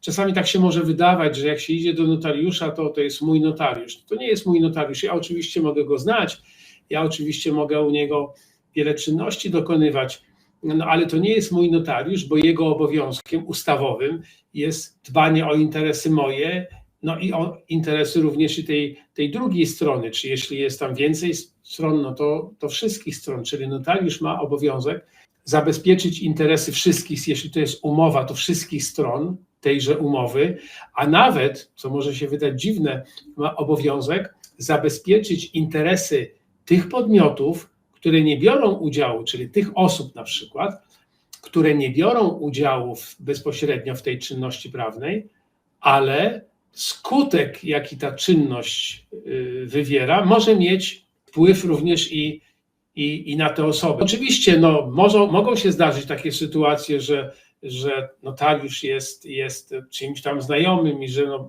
wydaje się na pierwszy rzut oka, że on bardziej zabezpiecza interesy jednej strony niż drugiej, ale raczej to są przypadki rzadkie, bo trzeba wiedzieć, że notariusz odpowiada całym swoim majątkiem za poprawność tej czynności, więc jak notariusz popełni błąd z jakiejś własnej winy, nieuwagi i zostanie pozwany, to on będzie musiał naprawić ten błąd ze swojego majątku. I o ile w przypadku na przykład adwokata czy radcy prawnego, to trudno jest wykazać adwokatowi, że on przegrał sprawę, bo coś tam źle zrobił. Jeśli tylko przychodził na rozprawy i starał się, to trudno mu zarzucić, że on coś źle zrobił, bo przegranie sprawy jest wkalkulowane w ten zawód adwokata czy radcy prawnego.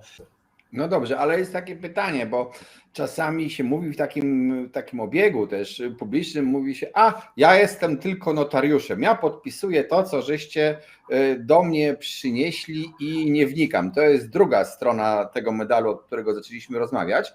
Bo na przykład była kiedyś jakaś umowa, to się zakończyło wyrokiem Sądu Najwyższego, była umowa przedwstępna, gdzie sprzedający, ktoś kto sprzedawał użytkowanie wieczyste, zobowiązał się i w umowie tej przedwstępnej zawarł takie swoje zobowiązanie, że on zobowiązuje się za jakiś czas przynieść z sądu kwitek, że jest wpisany jako użytkownik wieczysty. On w momencie zawierania umowy przedwstępnej nabył to użytkowanie wieczyste, ale jeszcze o tyle nieskutecznie, że wtedy jeszcze nie był wpisany do rejestru sądowego, to tam chyba był kilkumiesięczny okres i stało się później, że z jakiegoś powodu, to jest nieistotne, sąd wieczystoksięgowy odmówił wpisania tego człowieka jako użytkownika wieczystego, co powodowało, że on nie mógł sprzedać tej nieruchomości, musiał potem zapłacić jakieś odszkodowanie, to jest już na marginesie.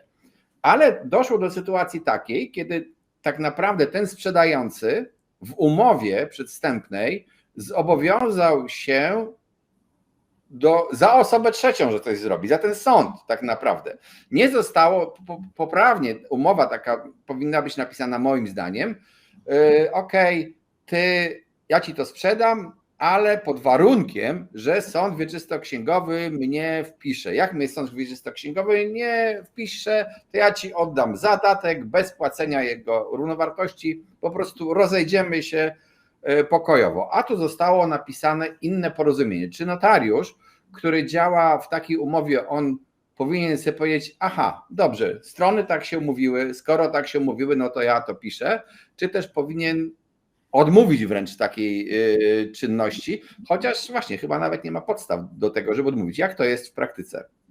Powiem ogólnie, ale odniosę się do tego przykładu, bo przykład jest ciekawy bardzo, a mianowicie w księgach wieczystych są dwa rodzaje wpisów. Niektóre wpisy są tak zwane deklaratywne, a niektóre są konstytutywne. Te konstytutywne to oznacza prawotwórcze, czyli to dopiero z chwilą, kiedy ten wpis zostaje dokonany, to od tego momentu to prawo przechodzi na następną osobę, czyli można mówić, że to prawo powstaje albo przechodzi w drodze umowy na następną osobę od momentu dokonania wpisu. I co do zasady w Polsce mamy system taki, że te wpisy są deklaratywne, ale w niektórych wypadkach, właśnie w przypadku użytkowania wieczystego, jest artykuł 27 ustawy o gospodarce nieruchomościami, który mówi, że ustanowienie użytkowania wieczystego albo przeniesienie tego prawa w drodze umowy wymaga dokonania wpisu w księdze wieczystej. Czyli tak naprawdę dopóki nie jestem wpisany, jak kupiłem użytkowanie wieczyste, podpisałem dzisiaj akt notarialny, został złożony wniosek do księgi wieczystej o wpisanie mnie jako użytkownika wieczystego, ale tak naprawdę to ja nie jestem jeszcze tym użytkownikiem, dopóki sąd mnie nie wpisze. A ponieważ sądy szanują pracę, to sąd mnie wpisze za pół roku, za rok, może za półtora, więc moja sytuacja przez te półtora roku jest taka troszkę niejasna. Rozumiem z tego, co powiedziałeś, to tam sytuacja była taka, że ktoś, taki użytkownik wieczysty, który był nie wpisany jeszcze do księgi wieczystej, zawierał umowę przedwstępną sprzedaży. No i zobowiązał się, prawda, że podpisze umowę końcową w terminie na przykład 3 miesiące i że warunkiem tej umowy, czy zobowiązuje się, że w tym czasie przez te 3 miesiące będę już wpisany do księgi wieczystej. Dokładnie, No on i się zobowiązał za sąd. Było się inaczej. Okazało się, że sąd nie był taki szybki i w ciągu tych 3 miesięcy nie wpisał go do tej księgi wieczystej i te 3 miesiące minęły. No i przychodzi termin końcowy, zawarcia tej umowy końcowej, a chłopina jest niewpisany do księgi wieczystej i tak nie bardzo wiadomo, co robić. No wydaje mi się, że tutaj troszkę zabrakło wyobraźni notariuszowi, że jednak nie powinien dopuścić do takiej klauzuli, z uwagi na to, że ten sprzedający zobowiązał się za osobę trzecią, a zobowiązanie, prawda, tej osoby trzeciej nie zobowiązuje, czyli sąd nie jest przecież zobligowany postanowieniami umowy przedwstępnej. Sąd własnym życiem tam, własnym tempem funkcjonuje. W związku z tym, ja na przykład bym jeszcze jak byłem notariuszem, bo przez wiele lat byłem notariuszem, ja bym takiej klauzuli jednak bym przestrzegał klientów przed ale czy miałbyś, takiej klauzuli. ja rozumiem, żebyś przestrzegał, ale właśnie to jest twoje uznanie, że ty byś tak zrobił, ktoś inny uznał inaczej, bo to ja poruszyłem specjalnie tę sprawę, bo ona jest delikatna, bo notariusz może odmówić umowy, jeżeli jest dla kogoś wyraźnie krzywdząca, ale jak ktoś się uprze i powie, że jest w pełni świadomy i żąda, żeby tak było, no to co ten notariusz może zrobić? Wysłać do kolegi ewentualnie, tak? No tak. Jest, proszę Państwa, taki przepis, bodajże 80 prawa o notariacie, któryś tam około, który mówi o tym, że notariusz może odmówić dokonania czynności, jeżeli ta czynność jest sprzeczna z prawem. No i teraz pytanie, czy zamieszczenie takiej klauzuli nie jest sprzeczne z prawem, No właśnie. ale z drugiej strony powstaje takie impossibilium, czyli coś, co jest niewykonalne. I teraz, ponieważ notariusz, ja bym z tego punktu chyba wychodził, że ponieważ notariusz ma zabezpieczyć interesy obu stron, jeśli to jest umowa sprzedaży, i ma być tym gwarantem bezpieczeństwa obrotu, a tu mamy sytuację taką, gdzie ta klauzula, to postanowienie, ono nie zależy od osoby sprzedającej, bo zależy od sądu. Przy umowie przedwstępnej na przykład może przepływać zadatek, czasami bardzo duży, i niewywiązanie się z umowy może spowodować konieczność zwrotu zadatku w wysokości podwójnej na przykład. To jest 394 artykuł Kodeksu Cywilnego. W związku z tym ja zastanawiałbym się, ale chyba nawet bym odmówił dokonania czynności, gdyby się ten klient upierał, a wiedziałbym, że ten warunek jest niemożliwy do spełnienia, bo przecież jak się klient upiera, że on w ciągu 10 dni zawrze tę umowę przyrzeczoną i tam już będzie wpisany do księgi wieczystej w dniu zawarcia, a dopiero był złożony wniosek 10 dni temu, to prawdopodobieństwo, że on będzie wpisany jest znikome. Ale to już każdy notariusz musi we własnym sumieniu, korzystając z własnej wiedzy, własnego doświadczenia podjąć decyzję. No właśnie, ale czy klient może w ogóle, jeżeli notariusz mu odmawia i mówi, to jest niezgodne z prawem, a ustaliliśmy, że w tym przypadku to nie była niezgodna z prawem zapis, on po prostu był głupi, a nie niezgodny z prawem, tak? Nierozsądny, powiedzmy tak, nieprzewidujący wszystkich okoliczności. Czy ty mówisz, notariusz mówi, odmawiam wykonania czynności, bo to jest niezgodne z prawem, a klient się upiera i zaczyna się skarżyć notariusza. To wtedy jest możliwe. Notariusz ma obowiązek poinformować klienta o tym, że może zaskarżyć tę decyzję do sądu okręgowego i to się składa za pośrednictwem notariusza, i notariusz, jak dostanie takie pismo w swojej kancelarii, takie kierowane do sądu okręgowego, żeby sąd okręgowy nakazał notariuszowi dokonanie tej czynności, bo ona według tego wnioskodawcy jest zgodna z prawem, to notariusz ma obowiązek przesłać to do sądu okręgowego, chyba że no, przekona go ta argumentacja, która jest tam zawarta i dokona tej czynności. Są to bardzo rzadkie przypadki, bo z reguły klienci, no jak notariusz nie chce zrobić, to się nie upierają, tylko po prostu idą do innego notariusza. W tej chwili notariuszy jest sporo, kancelarie są ogólnie dostępne, także dużo szybciej jest poszukać notariusza, który jednak dokona tego, niż się procesować. Tak, rozumiem, że ten strzał z tyłu to była demonstracja rolników. Mamy za oknem demonstrację rolników, ona już się tutaj przewinęła, ta lawina taka główna, nawet miałem obawy, czy będziemy mogli tę audycję poprowadzić spokojnie, no ale jakoś przeszli, więc gdzie indziej niepokoją. Kontynuując temat notariatu, ustaliliśmy o tym, że notariusz nie do końca jest reprezentantem stron, tak? On po prostu ma zadbać o ich równość. No i teraz właśnie z tą równością. Notariusze często są proszeni o rzeczy trudne. Niech pan przyjedzie do szpitala i sporządzi pełnomocnictwo od mamy, czy tam testament, czy pełnomocnictwo, czy od dziadka, wszystko jedno. Różne takie dokumenty.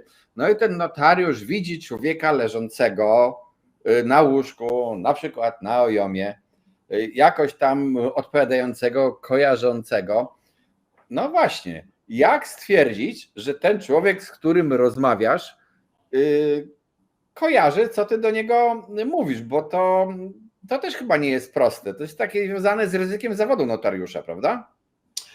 To jest związane z ryzykiem zawodowym i to powiem szczerze ogromnym. I wszyscy notariusze, którzy sporządzają testamenty, no a prawie wszyscy sporządzają, to wyjątki są chyba notariusze, którzy nie sporządzają testamentów, no bo to jest dosyć powszechna czynność, to wcześniej czy później z moich znajomych większość już nieraz była w sądzie, gdzie rodzina bardzo często kontestuje ten testament. To znaczy sytuacja jest taka, że ten testator zmarł, no i ten testament został ujawniony. Ktoś tam z rodziny jest bardzo zdziwiony, bo oczekiwał innych rozwiązań.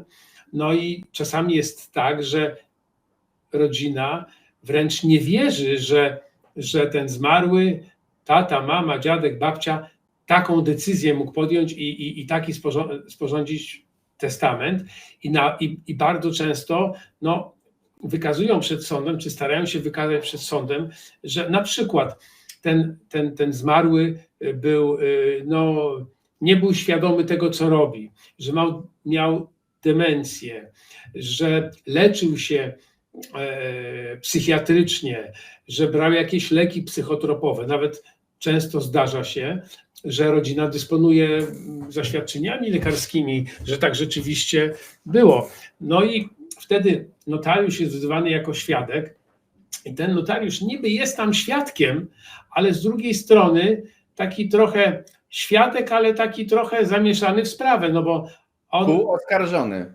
Taki świadek, no aż tak nie chcę powiedzieć, ale taki trochę świadek, taki półprzypozwany, prawda, że taki półświadek, półpozwany, no bo jeżeli on sporządził akt obejmujący testament, a ta osoba, ten testator był chory psychicznie albo nieświadomy, no i ten testament, zostanie stwierdzona nieważność tego testamentu, a na przykład spadkobierca już rozdysponował ten majątek, prawda, sprzedał i tak dalej, a majątek mógł być wielki, odzyskanie tego nie będzie możliwe, no to tam ten notariusz gdzieś może znaleźć się też i w okolicach tej ławy pozwanych, więc on tego testamentu broni. No najczęściej to są bardzo uczciwi ludzie, notariusze, i bardzo skrupulatni. I prawda jest taka, że notariusz nie jest w stanie stwierdzić, no tak w 100%, że osoba, która do niego się stawiła na akt notarialny, że ona jest całkowicie poczytalna. no bo ja nie muszę tego tłumaczyć, to każdy z nas wie, że przecież są różne schorzenia takie depresyjne, że jednego dnia ktoś ma depresję, innego nie ma, jednego jest w lepszym stanie, innego dnia jest w gorszym, no czasami tam go rodzina podtrasuje, on jest w dobrym stanie, nawet jest przekonujący, jest inteligentny, a następnego dnia w ogóle nie pamięta, co się działo poprzedniego dnia. Notariusz nie jest w stanie tego sprawdzić, więc robi takie rozpoznanie bojem. Najczęściej rozmawia z tą osobą, pyta o różne sprawy życiowe, no w takiej zwykłej rozmowie stara się przekonać, czy ta osoba no, jest świadoma. I jak jest nieświadoma, no to wtedy ma prawo odmówić dokonania tej czynności i bardzo często odmawiają notariusze tych czynności. Sam takich czynności nieraz odmawiałem, a odbywa się to w ten sposób najczęściej, że ktoś z rodziny dzwoni i mówi, że, prawda, no, że babcia leży w szpitalu, jest bardzo ciężko chora, zagrożenie życia, jest całkowicie świadoma, no ale nie może się poruszać, nie może podejść do telefonu, jeszcze jak dawniej, dzisiaj to komórki, to tam łatwiej, no, więc nawet czasami jest tak, że ten notariusz nie może porozmawiać bezpośrednio z tą osobą, no ale z drugiej strony chce pomóc, jak ktoś umiera, to jest czynność taka bardzo słabo płatna, już nie pamiętam, chyba do 100 zł plus koszty wyjazdu, więc niewiele płatna, a czasami się cały dzień straci, bo czasami się do tego szpitala przyjeżdża, a ten chory jest obchód na przykład i, prawda, i trzeba poczekać, aż się skończy obchód. Czasami jest tak, że śniadanie albo obiad spożywa i też nie można tam wejść. Trochę ciszy potrzeba, trochę spokoju, żeby testament odczytać.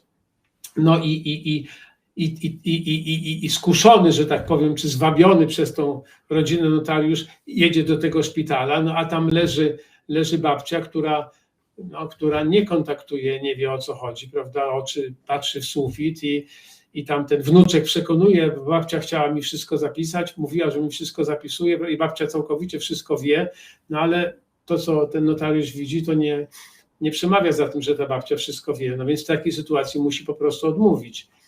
Ale opowiadałeś mi kiedyś, jak rozmawialiśmy prywatnie, o 2 sytuacjach. Pierwszą teraz poruszę, że na przykład zapytanie się lekarza w szpitalu o to, czy on uważa, że ten człowiek, który tam leży, jest całkowicie kontaktujący, nie jest najlepszym wyjściem ze strony notariusza, bo powiedziałeś, że ten sam fakt zapytania pokazuje, że notariusz ma jakieś wątpliwości. Tak, bo zawsze w takiej sytuacji rodzi się w czasie tej rozprawy, rodzi się takie pytanie, prawda, tej tam mecenasa, pełnomocnika tej rodziny, że panie notariuszu, bo pan twierdzi, że no, ta pani była całkowicie świadoma, całkowicie poczytalna, ale jednocześnie zwracał się pan do lekarza z prośbą o wydanie zaświadczenia, czy no stwierdzenie, czy ta pani jest poczytalna. Czyli musiał pan mieć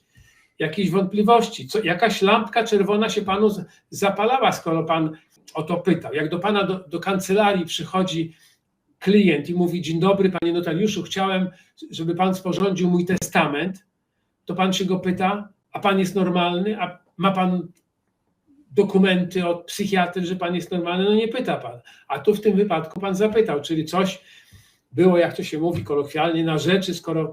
No i teraz, jeżeli do tego są jeszcze dołączone jakieś dokumenty, że ta osoba naprawdę się leczyła, że brała jakieś leki, no to wynik takiego postępowania może być różny. Ale ja też powiem, że notariusz ma ciężki kawałek chleba, bo sam byłem świadkiem aktu, gdzie jednym ze sprzedających duże udziały w dużych nieruchomościach był starszy pan, mocno starszy pan, ale jak znałem tego pana i on był doskonale kojarzący. Oprócz tego, że jak większość osób, które źle słyszą, miał zwyczaj wyłączania aparatu słuchowego.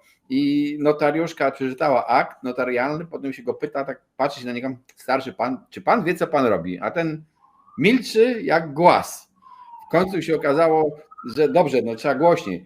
Wykrzyczała do niego, on tak, sprzedaje działkę, numer taki z księgi wieczystej, numer taki.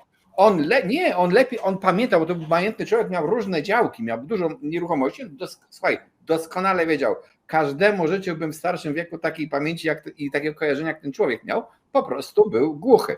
Ale przejdźmy do sprawy tożsamości i kiedyś mi opowiadałeś, że twój znajomy, bodajże notariusz, czy to ty, nie wiem, trafił na sytuację, gdzie podpisywał akt, jakaś starsza pani siedziała i ona się okazała, po przeczytaniu całego aktu, tam była jakaś Jadwiga na przykład X, a ona się zapytała, czy ma się podpisać Jadwiga czy Teresa, bo to była babcia bliźniaczka, tak? Było tak? Coś takiego?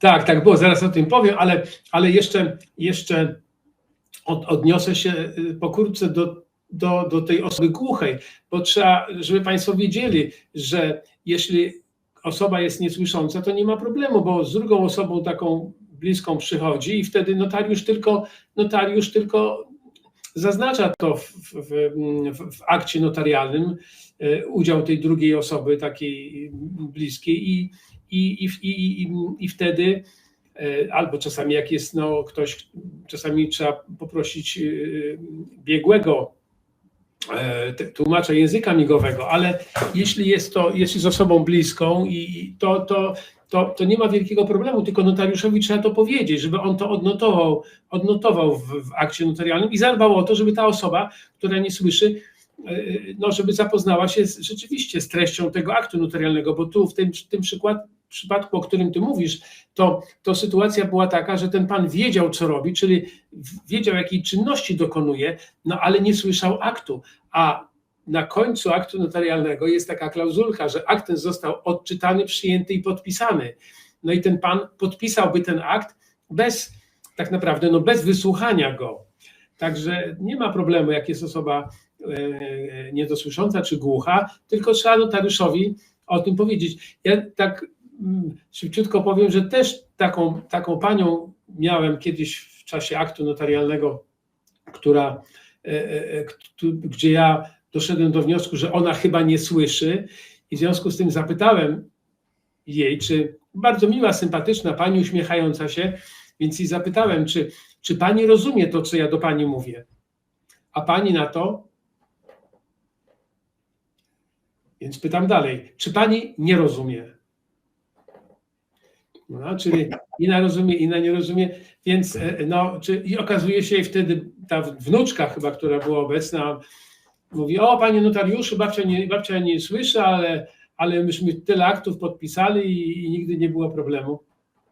No, po prostu nie wiedziały pani, że to można zrobić też. Natomiast wracając do tego pytania o tego kolegę, to rzeczywiście tak było, że bo to kolega notariusz kiedyś opowiadał, no wtedy już się śmiał, ale wcześniej mu nie było do śmiechu za bardzo, bo odczytał akt notarialny i jak przyszło do podpisania tego aktu i już odczytany był, już pani miała podpisać i tuż przed podpisem pani się pyta: ale panie notariuszu, jak ja mam się podpisać, czy tam Jadwiga, czy Teresa? No on mówi: no musi się pani podpisać Jadwiga, tak jak się pani nazywa. A pani mówi: no bo tak naprawdę to ja się nazywam Teresa, a Jadwiga to jest moja siostra bliźniaczka, ale siostra bliźniaczka pojechała do sanatorium, ale ja za nią zawsze od dziecka wszystko podpisuję. No i okazało się, że akt nie mógł się odbyć. No jednak tym razem pani się sypnęła, ale pani nie chciała oszukać, pani nawet, bo ta pani to powiedziała w dobrej wierze, ona nie chciała oszukać, bo jakby chciała oszukać, to by tego nie mówiła. Ona po prostu nie zdawała sobie sprawy, no czasami tak jest, że ludzie nie zdają sobie sprawy z tego, że tego nie można robić, że to musi się podpisać ta dana osoba. No, ale siostry bliźniaczki podobne jak 2 krople wody, bo ona była podobna do tego zdjęcia, jak tak mówił ten kolega, jak 2 krople wody, to one po prostu już tam nieraz jedna za drugą coś robiła. Nie jeden egzamin ona tam zdała jedna za drugą pewnie. No, to jest problem bliźniąt, bo też nie może się notariusz pytać, czy pani ma siostrę, brata, bliźniaka, tak? Bo przecież rozpoznanie, no właśnie, i teraz te dowody tożsamości. Dowód tożsamości ważny jest 10 lat. Jakieś tam zdjęcie masz, może sprzed 10 lat, a może trochę starsze przyniosłeś, więc na tym zdjęciu jest zupełnie jakaś osoba, czas upłynął. I I to nie są dowody takie, że tam masz odcisk palca, dane genetyczne i tak dalej. Nie, po prostu masz jakiś dokument ze zdjęciem nawet, bo powiedzmy przez notariusz może napisać akt, że ty byś mi napisał, to może powiedział, że mnie znasz osobiście, bo już tyle lat się znamy chyba, że może byś mi zaufał, że ja to ja. I ja tak miałem akty pisane często. Czyli notariusz nie musi powoływać na jakiś konkretny dowód tożsamości. Jak to jest? Czy to jest częsty problem u notariuszy? No i jak jest z odpowiedzialnością w takich przypadkach? No, z odpowiedzialnością może być różnie, bo notariusz ma obowiązek ponad wszelką wątpliwość ustalić tożsamość tej osoby, która podpisuje. I teraz jak on to robi? No, to robi zgodnie ze zdrowym rozsądkiem, czyli posługuje się dowodem osobistym, posługuje się paszportem. Czasami rzeczywiście tak jest, że to zdjęcie w dowodzie, no, ktoś się zmienił, ktoś wyszczuplał, okulary nosi albo nosił okulary, na zdjęciu jest w okularach, teraz jest bez okularów, miał więcej włosów, teraz ma mniej, prawda, miał inny kolor, bo tam pani na przykład przefarbowała sobie, no czasami jest rzeczywiście trudno. Notariusze nie przechodzą żadnych szkoleń odnośnie do identyfikacji osób po takich cechach niezmiennych. No i w związku z tym tylko opierają się na swoim takim życiowym doświadczeniu. Notariusz jest zobowiązany do sprawdzenia tej tożsamości ponad jakąkolwiek wątpliwość, więc wolno mu posłużyć się na przykład innym dokumentem.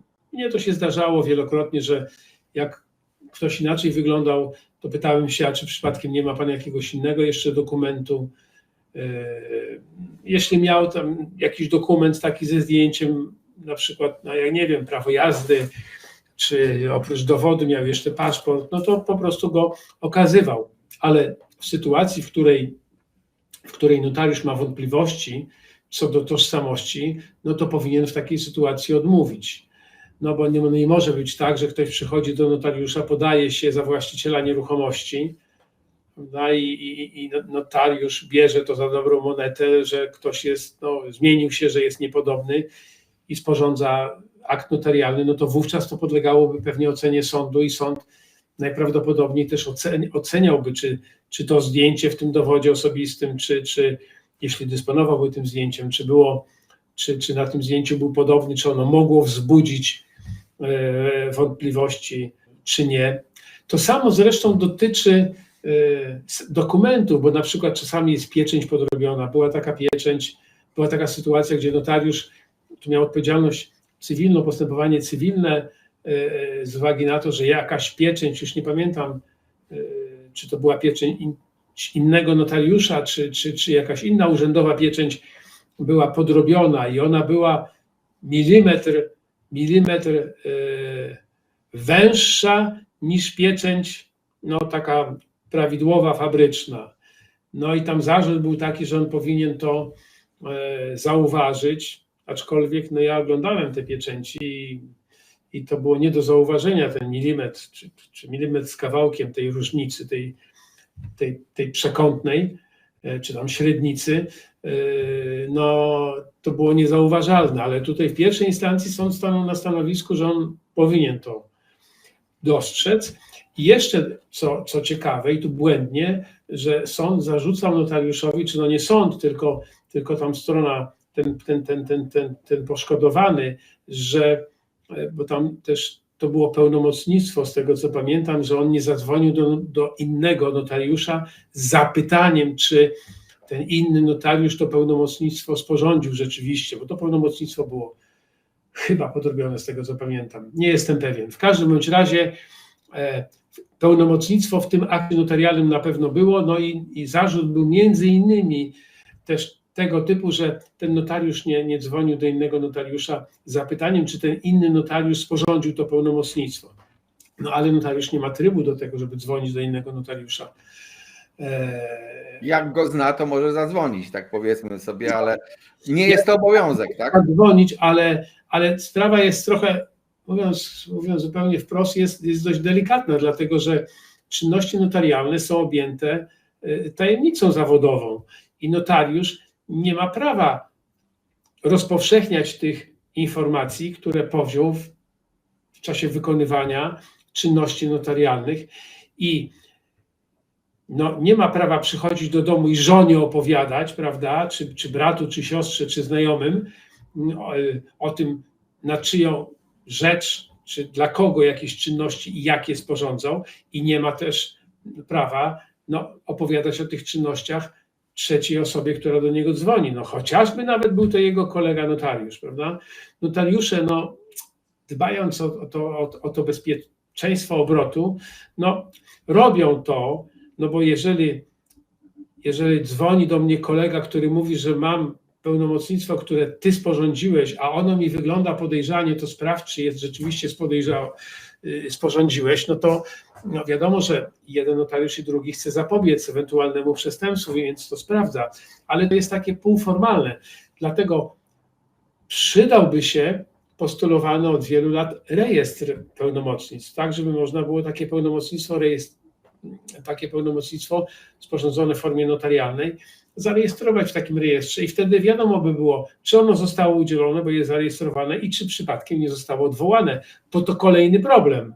Rozmawialiśmy o tym bardzo szeroko w jakiejś poprzedniej audycji i tu link na dole, bo tam jest kilkanaście minut na temat tych pełnomocnictw. Nie będziemy teraz tego powtarzali. Natomiast powiem Ci właśnie te przykłady jeszcze, to ja znam taki przykład, gdzie notariusz dostał perfekcyjnie wydrukowane skan z czegoś, podrobioną treść, ale skan z pieczęcią i wtedy oskarżono go o to, że on nie rozpoznał, że to jest skan pieczęci i wziął ją, nie rozpoznał, że to, bo wiadomo, przy kiepskiej jakości druku, to tam będą piksele na tej pieczęci, a odcisk pieczęci nie ma żadnych pikseli, bo jest analogowy, tak?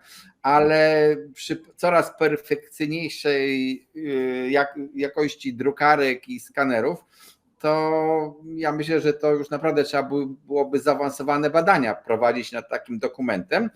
I też była sprawa kiedyś z notariuszką jakąś, która napisała akt notarialny, trafiła na wyłudzacza, jakiegoś oszusta sprzedającego, który się tam podawał za swojego brata bodajże, i to nie bliźniaka w tym przypadku. I Rada Notarialna, nawet o ile dobrze pamiętam, bo to były ten, który strony transakcji skarżyły się na tą notariuszkę i ten, któremu to mieszkanie sprzedano, to Rada Notarialna chyba ją rozgrzeszyła, bo stwierdziła, że nie mogła poznać po dokumencie, a tam sąd stwierdził, że osoba na zdjęciu w dokumencie była łysa, a przed nią siedziała porośnięta włosami i to się powinna jej czujność, powinna sprawdzić, czy to nie jest peruka. Tak? To są ciężkie sprawy i do tych dokumentów jeszcze wróćmy, bo fałszywość fałszywościami, ale notariusz często prosi o jakieś dokumenty dodatkowe, wypisy z rejestru gruntów, tak powszechnie na przykład poświadczenie, że nikt nie jest zameldowany, i ludzie myślą, że to są chyba warto powiedzieć, że te dokumenty nie mają żadnej daty ważności. One są ważne w momencie, kiedy zostały wydane przez ten urząd, bo one opisują wiedzę urzędu na dany moment, a pół minuty później ktoś wymeldował wszystkie osoby, może tam zameldować całą gromadę ludzi. To tak mniej więcej wygląda. Czy w ogóle czy notariusze mają pytanie o te dokumenty, w sensie od klientów, jak to wygląda?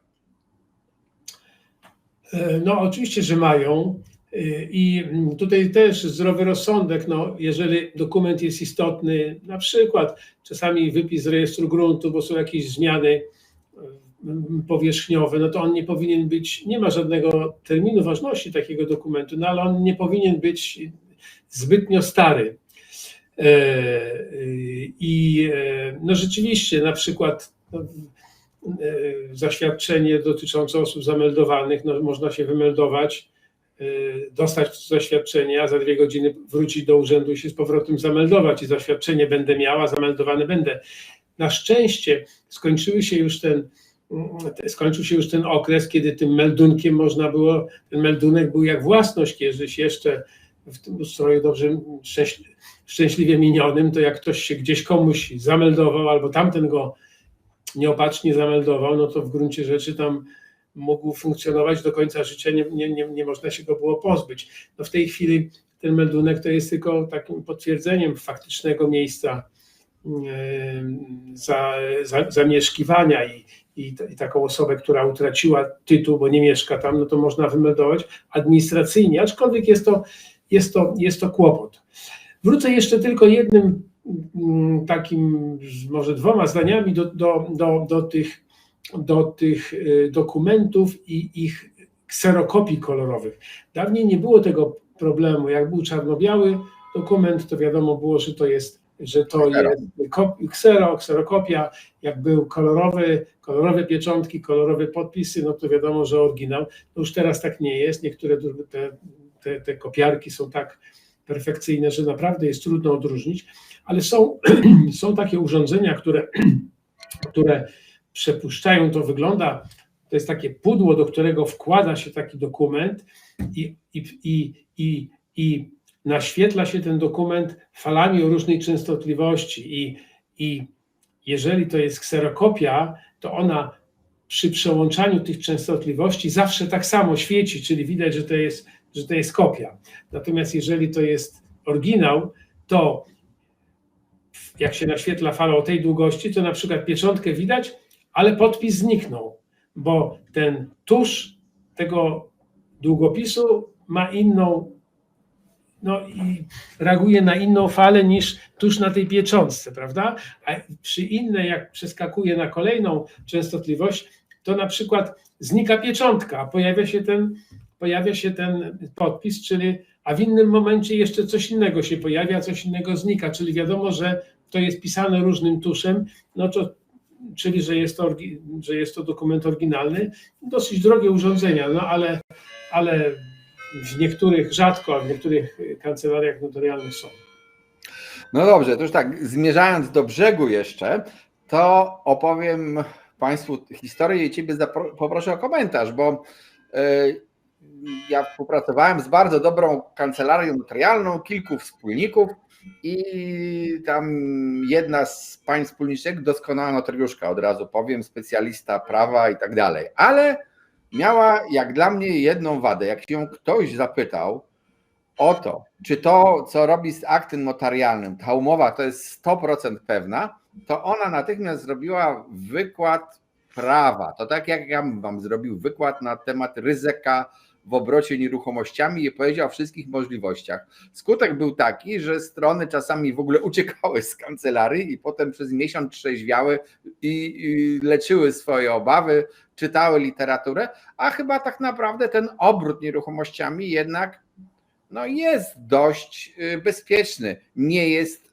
100% bezpieczny, ale też chyba nie można przesadzać z takim strachem. No i czy notariusz ma obowiązek koniecznie każdemu powiedzieć, co może się złego stać w transakcji?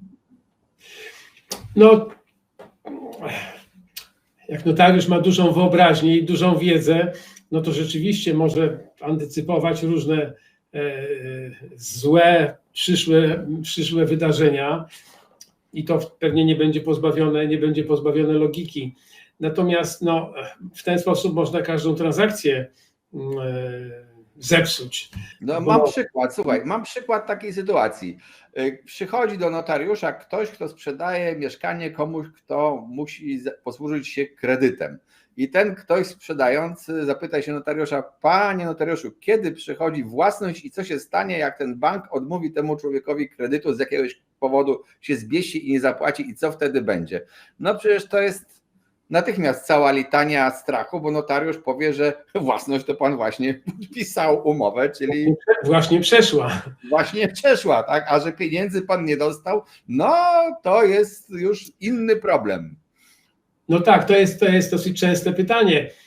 A co się stanie, prawda, z chwilą podpisania aktu własnej przechodzi, bo tutaj ten wpis jest co do zasady deklaratywny, czyli własnej przechodzi z chwilą podpisania aktu, a pieniędzy jeszcze nie ma. Nie ma, jeszcze długo nie będzie, bo na przykład bank potrzebuje 7 dni czy 5 dni na uruchomienie tego kredytu, ale bank uruchomi ten kredyt, wtedy, jeśli ten kredytobiorca, czyli kupujący, też spełni warunki, które są zawarte w umowie kredytowej, a jak nie spełni, to bank może uchylić się od wypłaty tego kredytu.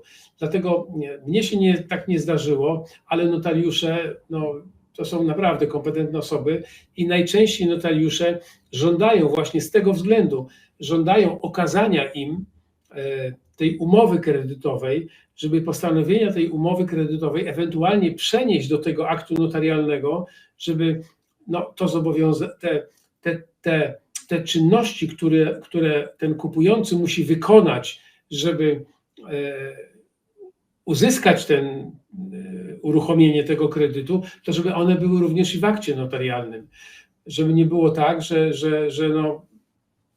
kredyt ma zostać uruchomiony, a okazuje się, że on na przykład czegoś nie może zrobić albo nie zrobił i kredyt nie jest uruchomiony. Dlatego notariusze badają również i bardzo często, może nie wszyscy, ale większość jednak bada te postanowienia tych umów albo na przykład tych promes udzielenia kredytu.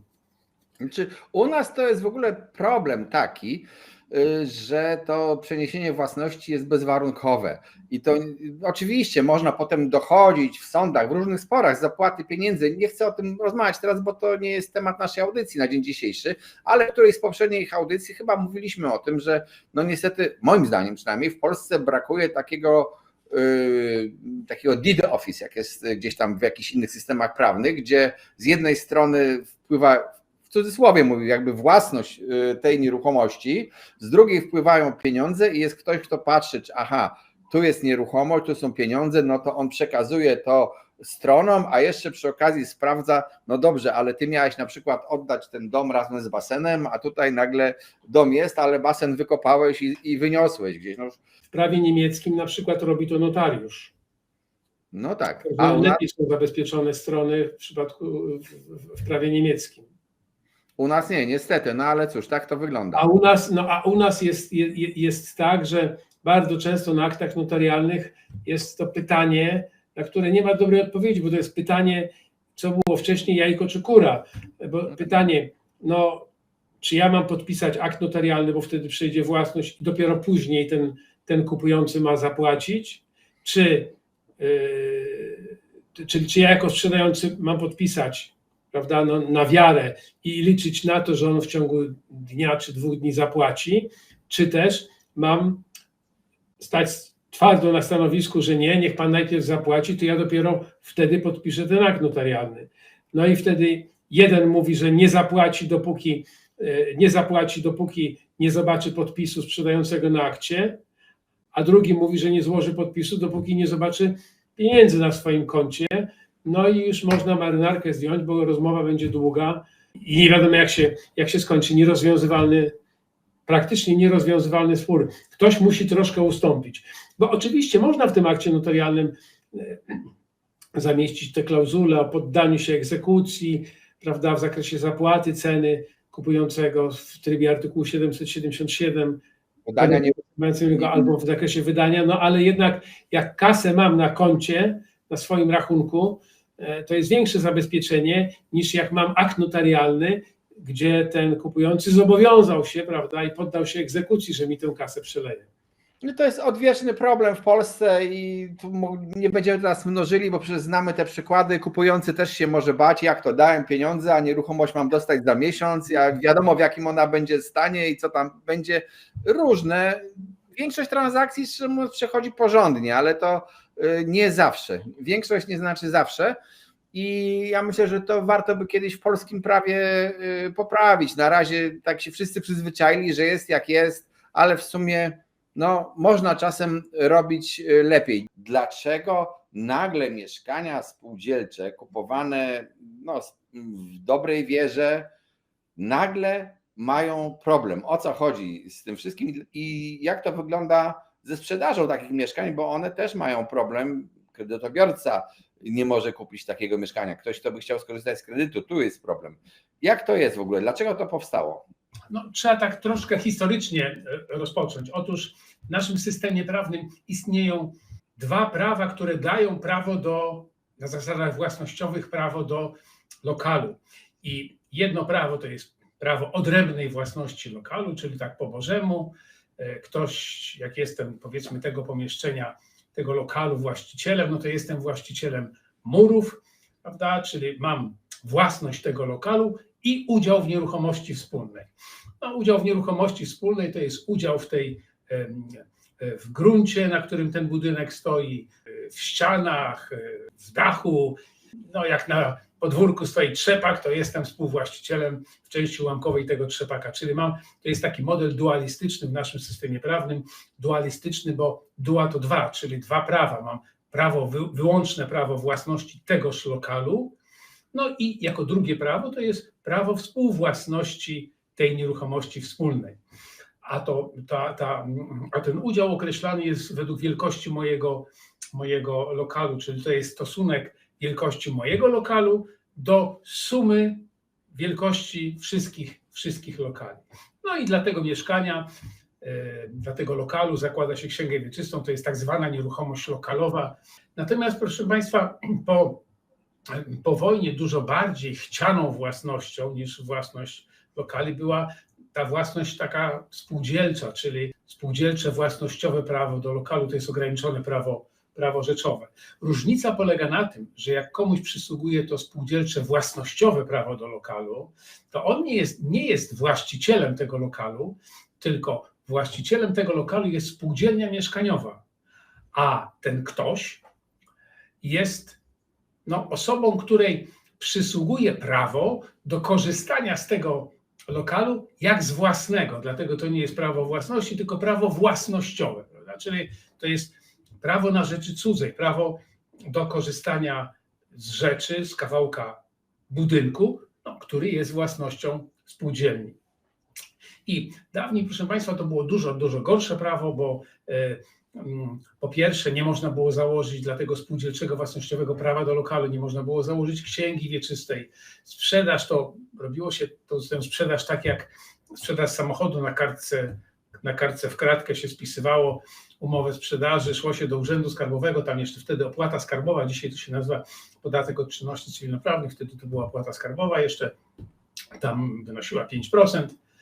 Przy takich spółdzielczych mieszkaniach i szło się do spółdzielni, składało się w spółdzielni tę umowę w kratkę podpisaną przez sprzedającego, kupującego i składało się wniosek o przyjęcie w poczet członków i spółdzielnia teoretycznie miała obowiązek przyjąć w poczet członków i z chwilą przyjęcia ta umowa była skuteczna i temu komuś przysługiwało spółdzielcze własnościowe prawo do lokalu. To jest, proszę Państwa, prawo przede wszystkim zbywalne, podlega egzekucji, podlega też dziedziczeniu, ale było w latach jeszcze do 90. lat bardzo mocno ograniczone, w tym sensie, że na przykład nie można było wynająć takiego lokalu bez zgody spółdzielni, czy jak starsza pani, która miała mieszkanie tam 3-pokojowe, mąż zmarł, syn się wyprowadził i ona chciała sobie wynająć to mieszkanie studentowi, to musiała pójść do spółdzielni, prawda, poprosić spółdzielnię, tam prezes spółdzielni, prawda, cmokał, że to bardzo skomplikowana sprawa, bo to pani chce aż cały jeden pokój wynająć studentowi, to musi stanąć na zarządzie, prawda, to trzeba zważyć, zmierzyć, to w każdym bądź razie jak dostała odmowę, to nie mogła wynająć, jak dostała pozytywną odpowiedź, to mogła wynająć. Były jeszcze inne ograniczenia związane z tym spółdzielczym własnościowym prawem do lokalu, a mianowicie takie, że ono mogło przysługiwać tylko jednej osobie albo małżonkom. Czyli takie prawo nie mogło na przykład, jak jacyś konkubenci, czy narzeczeni, czy rodzeństwo chciało kupić na przykład po jednej, drugiej, to nie można było, bo oni nie byli małżeństwem, czyli albo jednej osobie, albo małżeństwu. I jeszcze wiele innych ograniczeń, które, proszę Państwa, zostały w latach 90., jak zmienił się ustrój, one zostały zlikwidowane. A mianowicie już nie ma tej jednopodmiotowości, można kupić w udziałach takie spółdzielcze własnościowe prawo, czyli trzy osoby zupełnie obce mogą kupić po 1/3 na przykład, albo jacyś narzeczeni mogą sobie po 1/2 kupić, albo na przykład jeden będzie miał 2/3, a drugi 1/3, jak sobie tam rzewnie życzą, jak sobie życzą. Można, proszę Państwa, wynajmować bez żadnych ograniczeń, nie trzeba spółdzielni o to pytać, można nie tylko część lokalu wynajmować, ale również i całość lokalu. I proszę Państwa, co najważniejsze, bo to nas zbliża jak gdyby do tego problemu, a mianowicie, że od lat 90. można zakładać dla tych spółdzielczych własnościowych praw do lokali księgi wieczyste. I zbycie czy nabycie takiego spółdzielczego własnościowego prawa do lokalu musi mieć obecnie formę aktu notarialnego, trzeba pójść do notariusza, notariusz sporządza akt notarialny. Bez aktu notarialnego przeniesienie tego prawa jest nieważne, to jest czynność nieważna, czyli musi być w formie aktu notarialnego i to jest dobre rozwiązanie, bo wtedy mniej błędów jest.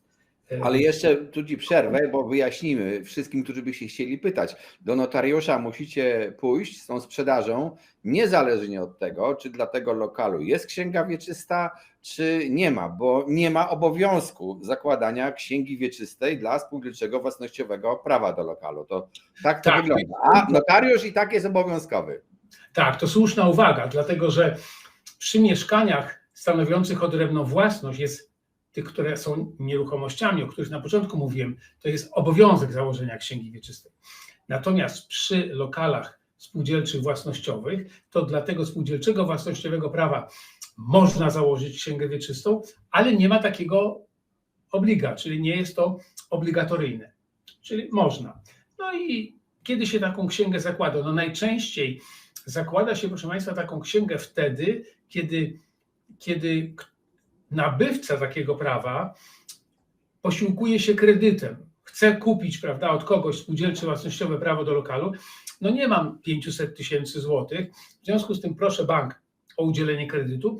Bank udziela kredytu, ale mówi tak, słuchaj, zabezpieczeniem tego kredytu to będzie hipoteka, jak kupisz to mieszkanie, to spółdzielcze własnościowe prawo do lokalu, to musisz ustanowić na rzecz naszego banku hipotekę. No i wpisać się to tam do działu 4. Czyli wtedy, kiedy się nabywa z kredytu, tak jak powiedziałaś, no to wtedy prawie w 100% musi być ta księga wieczysta. I proszę Państwa, ponieważ te mieszkania spółdzielcze były budowane przez spółdzielnie to tak były ta instytucja chętniej widziana przez władze jeszcze poprzedniego ustroju niż odrębna własność. W związku z tym te spółdzielnie mieszkaniowe, one były bardzo faworyzowane i one dostawały grunty do budowania budynków. I taka spółdzielnia, to jeszcze, ja pamiętam jeszcze takie decyzje dzielnicowych rad narodowych, prawda, jakieś czy uchwały, które takie samorodne, nie wiadomo jaką to moc prawną miało, w każdym razie przydzielały spółdzielniom mieszkaniowym tereny do budowania domów, w których znajdowały się mieszkania. Znaczy, to proszę bardzo, macie 5000 metrów i budujcie sobie. I spółdzielnia budowała budynki, w tych budynkach były lokale i później spółdzielnia, po to jest spółdzielnia mieszkaniowa, żeby ustanawiać spółdzielcze własnościowe albo spółdzielcze lokatorskie, ale mówmy o własnościowych, spółdzielcze własnościowe prawa do lokali. No i spółdzielnia ustanawiała te spółdzielcze własnościowe prawa do lokali. Ponieważ to spółdzielcze własnościowe prawo do lokali jest ograniczonym prawem rzeczowym, to ten nabywca nie jest właścicielem tejże nieruchomości, nie jest udziałowcem w gruncie, nie przysługuje mu udział w gruncie, tylko przysługuje mu prawo do korzystania z tego mieszkania jak z własnego. No i proszę Państwa, powstało w latach 90. powstało takie pytanie, czy ustawa wprowadziła możliwość zakładania dla tych mieszkań ksiąg wieczystych. No i te księgi wieczyste zakładano dla spółdzielczych własnościowych praw do lokali. Mnóstwo tych ksiąg założono. Ale część tych budynków to były budynki, które miały nieuregulowany tytuł do gruntu. Bo spółdzielnia dostała jakiś grunt, dobrze budujcie, spółdzielnia sobie wybudowała wieżowiec, w wieżowcu 100 mieszkań, ale zmienił się ustrój, i zaczęli pojawiać się byli właściciele z roszczeniami o zwrot. Prawda? Roszczenie do spółdzielni, oddawajcie ten grunt, bo to jest grunt, który dekretem Bieruta czy w jakiś inny sposób został mnie czy mojej rodzinie odebrany. Czyli pojawiły się roszczenia do tych gruntów.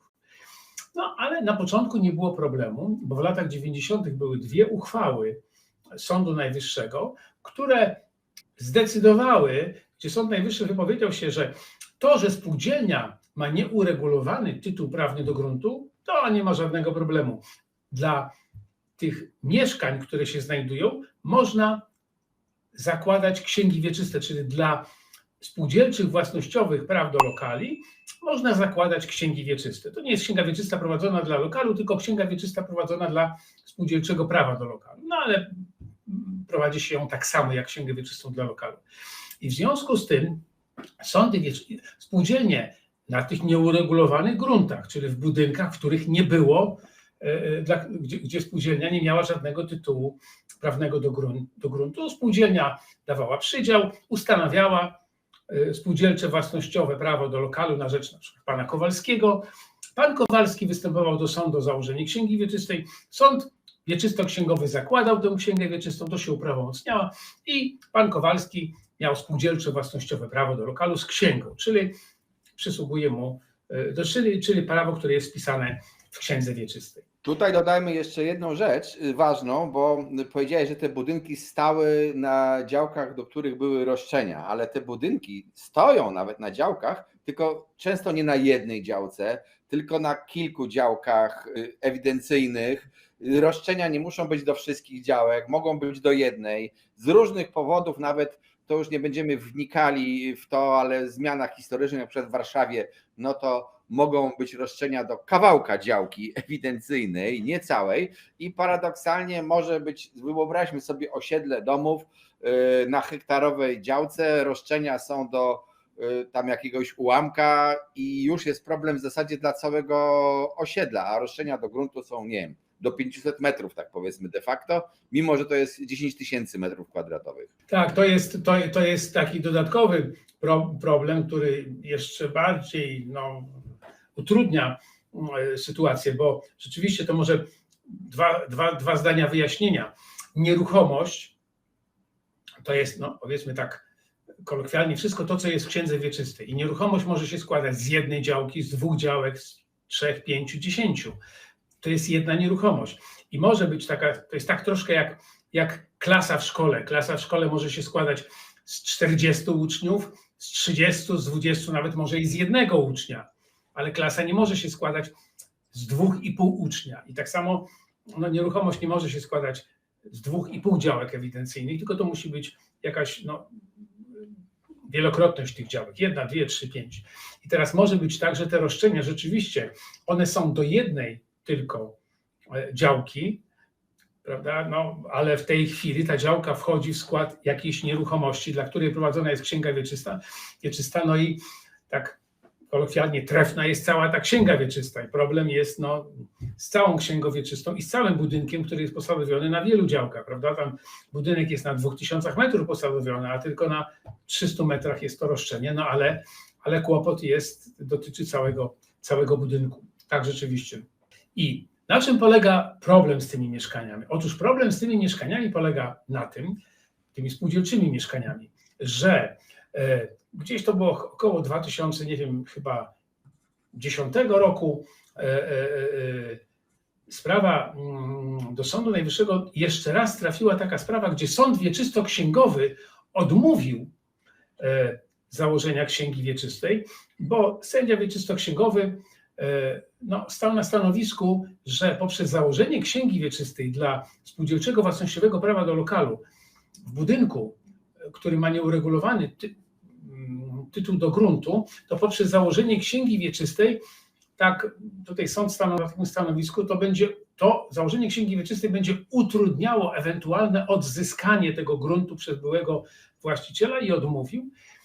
I proszę Państwa, w 2013 roku Sąd Najwyższy podjął uchwałę, i to uchwałę w składzie 7 sędziów Sądu Najwyższego, według której spółdzielcze własnościowe, ja tak parafrazuję troszkę, ale ona mniej więcej tak brzmi, spółdzielcze własnościowe prawo do lokalu ustanowione przez spółdzielnię w budynku, który ma nieuregulowany tytuł do gruntu, nie jest spółdzielczym własnościowym prawem do lokalu, tylko jest ekspektatywą tego prawa.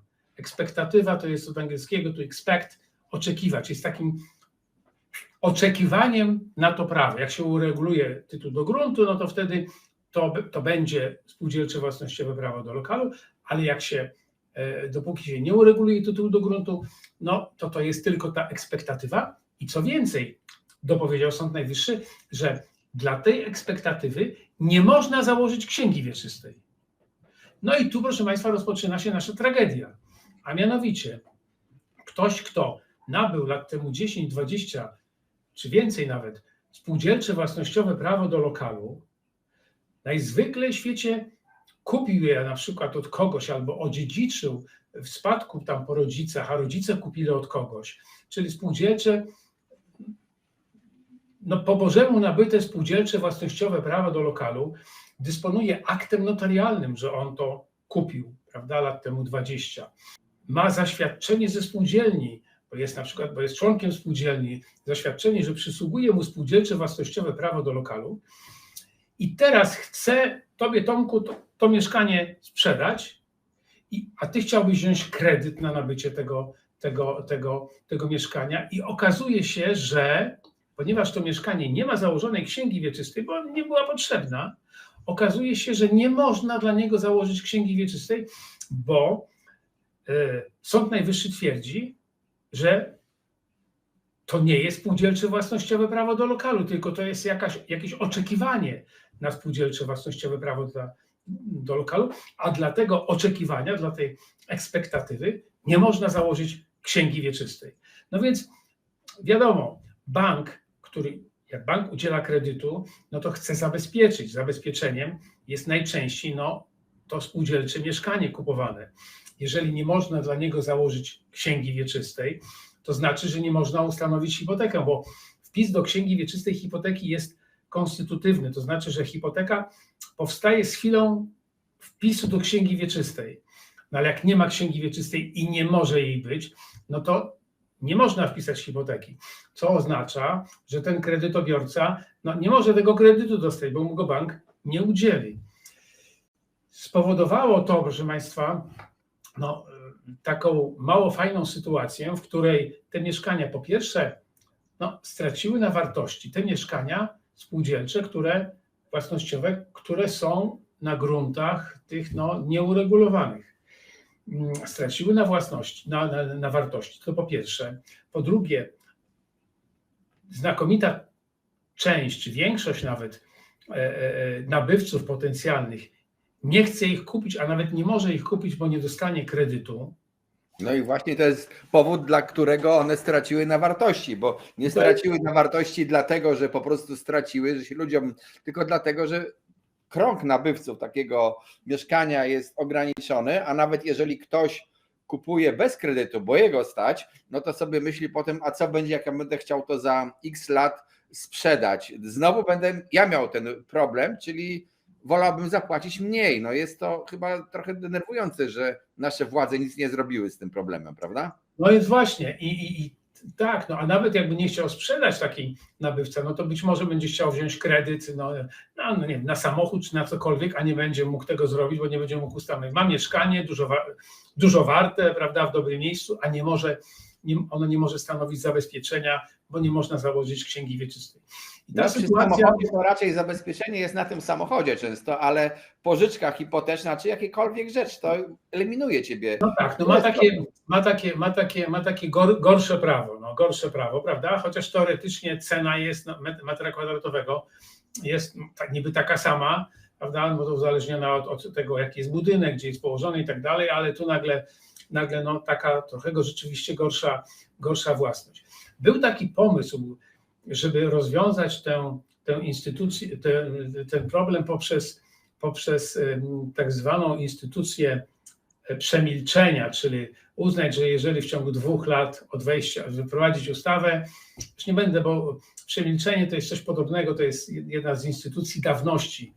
Są takie 3: przedawnienie, przemilczenie i zasiedzenie. To są takie podgrupy instytucji dawności, ale chodziło o to, że jeżeli przez 2 lata nic się tam nie wydarzy, właściciele nie uregulują tego stanu prawnego, no to z mocy prawa to przejdzie na własność spółdzielni albo w użytkowanie wieczyste spółdzielni, no ale te rozwiązania się jakoś nie przeszły, krótko mówiąc, i od 2013 roku ten nierozwiązany problem istnieje, no i wydaje się, że najwyższy czas, żeby ustawodawca się tym zajął. No nie powinno tak być, że ci, nazwijmy to, pokrzywdzeni czy tą uchwałą, chociaż od razu powiem, że to nie ta uchwała wykreowała ten problem. Ten problem był dużo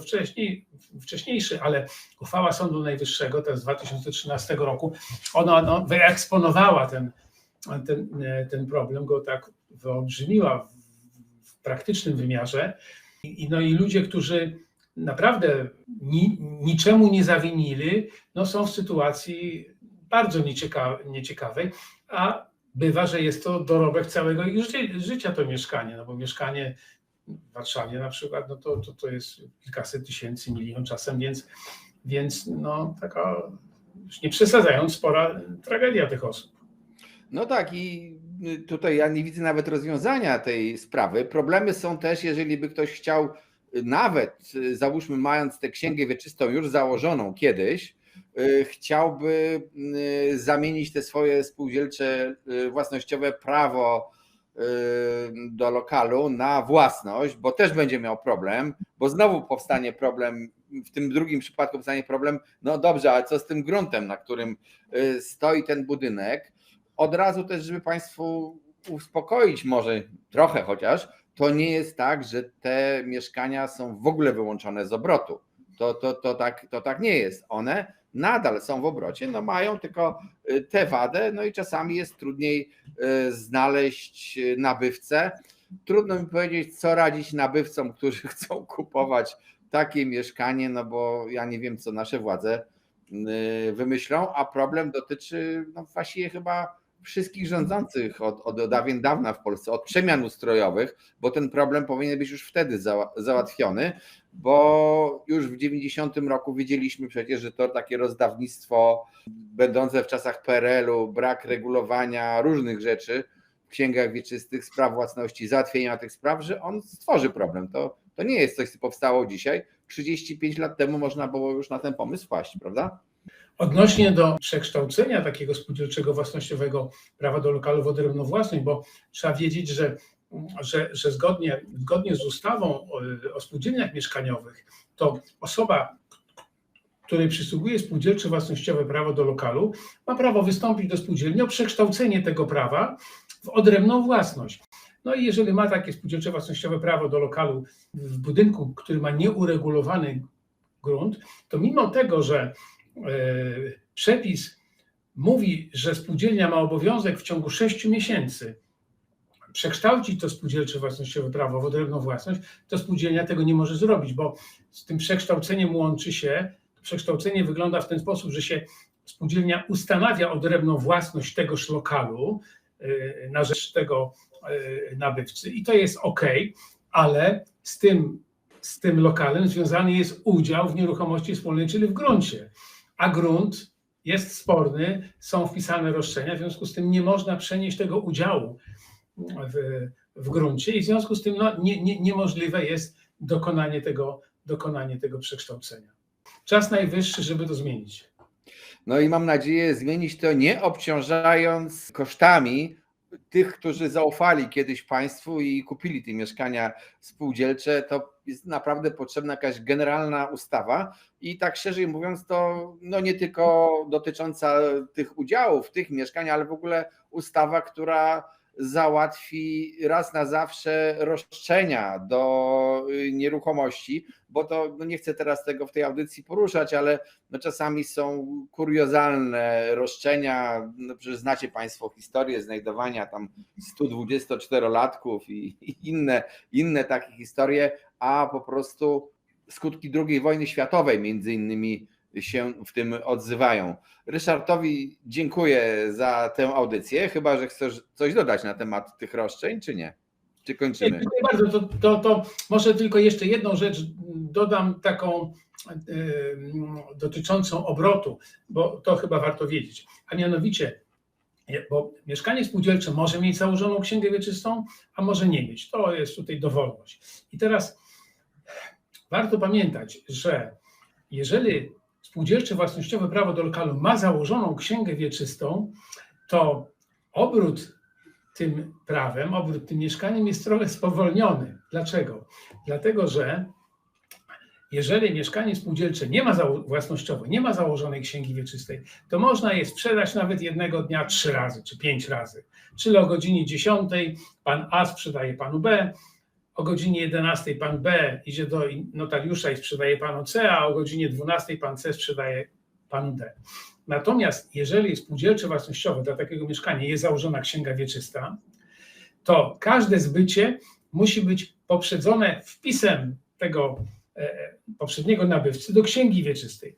Czyli jak pan A nabył spółdzielcze własnościowe prawo do lokalu, to jest, a ono ma założoną księgę wieczystą, to notariusz przesyła wniosek do sądu wieczysto-księgowego o wpis pana A do księgi wieczystej. Dopóki sąd wieczysto-księgowy nie wpisze pana A, to on teoretycznie nie może zbyć tego, już nie chcę się, bo praktycznie może zbyć tą taką ekspektatywę, ale teoretycznie on powinien dokonać zbycia dopiero wtedy, kiedy zostanie wpisany do księgi wieczystej, bo tam artykuł 245 Kodeksu Cywilnego mówi, że jeżeli dla ograniczonego prawa rzeczowego, a to jest ograniczone prawo rzeczowe, jest założona księga wieczysta, no to każde zbycie wymaga wpisu do księgi wieczystej. Czyli reasumując, pan A złożył wniosek o wpisanie go do księgi wieczystej, teraz stop, czeka aż go sąd wieczysto-księgowy za rok wpisze, sądy wieczysto-księgowe szanują pracę, więc sąd wieczysto za rok go wpisze i wtedy za rok pan A sprzedaje panu B. Stop. Pan B składa wniosek o wpisanie go do księgi wieczystej. Czeka rok, aż go sąd wieczysto-księgowy wpisze i wtedy może sprzedać panu C. Za każde zbycie powinno być poprzedzone wpisem do księgi wieczystej. Oczywiście można zrobić to tak trochę na skróty, w tym sensie, że ponieważ jest artykuł 29 ustawy o księgach wieczystych i hipotece, która mówi, że wpis do księgi wieczystej ma moc wsteczną od chwili złożenia wniosku, no to można takie rozumowanie przeprowadzić, że nawet jeżeli nie jestem wpisany, to mogę zbyć to coś, na co czekam tą ekspektatywę, bo jak sąd wieczysto-księgowy wpisze mnie, to później i te kolejne też będzie wpisywał. No ale lepiej tego nie robić, bo jeżeli byłoby mieszkanie spółdzielcze z księgą i by trzykrotnie czy czterokrotnie było takie zbycie bez wpisu tej pierwszej osoby, to jakby sąd odmówił wpisania tej pierwszej osoby, to całe domino by się przewróciło. Czyli A sąd zawsze jest niezależny i może znaleźć jakiś powód do odmówienia. Że tak można zrobić, ale lepiej tego nie robić. To tylko taka moja uwaga. Dokładnie, bądźcie ostrożni, chociaż nie rezygnujcie z kupowania mieszkań spółdzielczych, to naprawdę są często dobre mieszkania, a w wielu okolicach są to po prostu dobre też lokalizacje, tak więc warto pamiętać. W ogóle chciałem też powiedzieć, że ruch spółdzielczy to jest jeszcze z końca XIX wieku budowany i budownictwo spółdzielcze nie było jakby wymysłem komunizmu. Ono się trochę w tamtych czasach wynaturzyło, bo państwo zwaliło wszystko na spółdzielnie mieszkaniowe, ale tak naprawdę gdyby ta forma została odnowiona, bardziej aktywowana, stworzono lepsze warunki do budownictwa spółdzielczego, to naprawdę nie byłoby głupie rozwiązanie. Ono daje naprawdę dużo możliwości. O tym może jakieś audycje w przyszłości zrobimy. Jeszcze raz już dziękuję Ryszardzie, ostatecznie Państwu dziękuję. Zapraszam do subskrybowania naszego kanału, do wspierania, bo wspierający zawsze dostają więcej. No i zaglądajcie też po wiedzę na Symen24.pl. Cześć, trzymajcie się.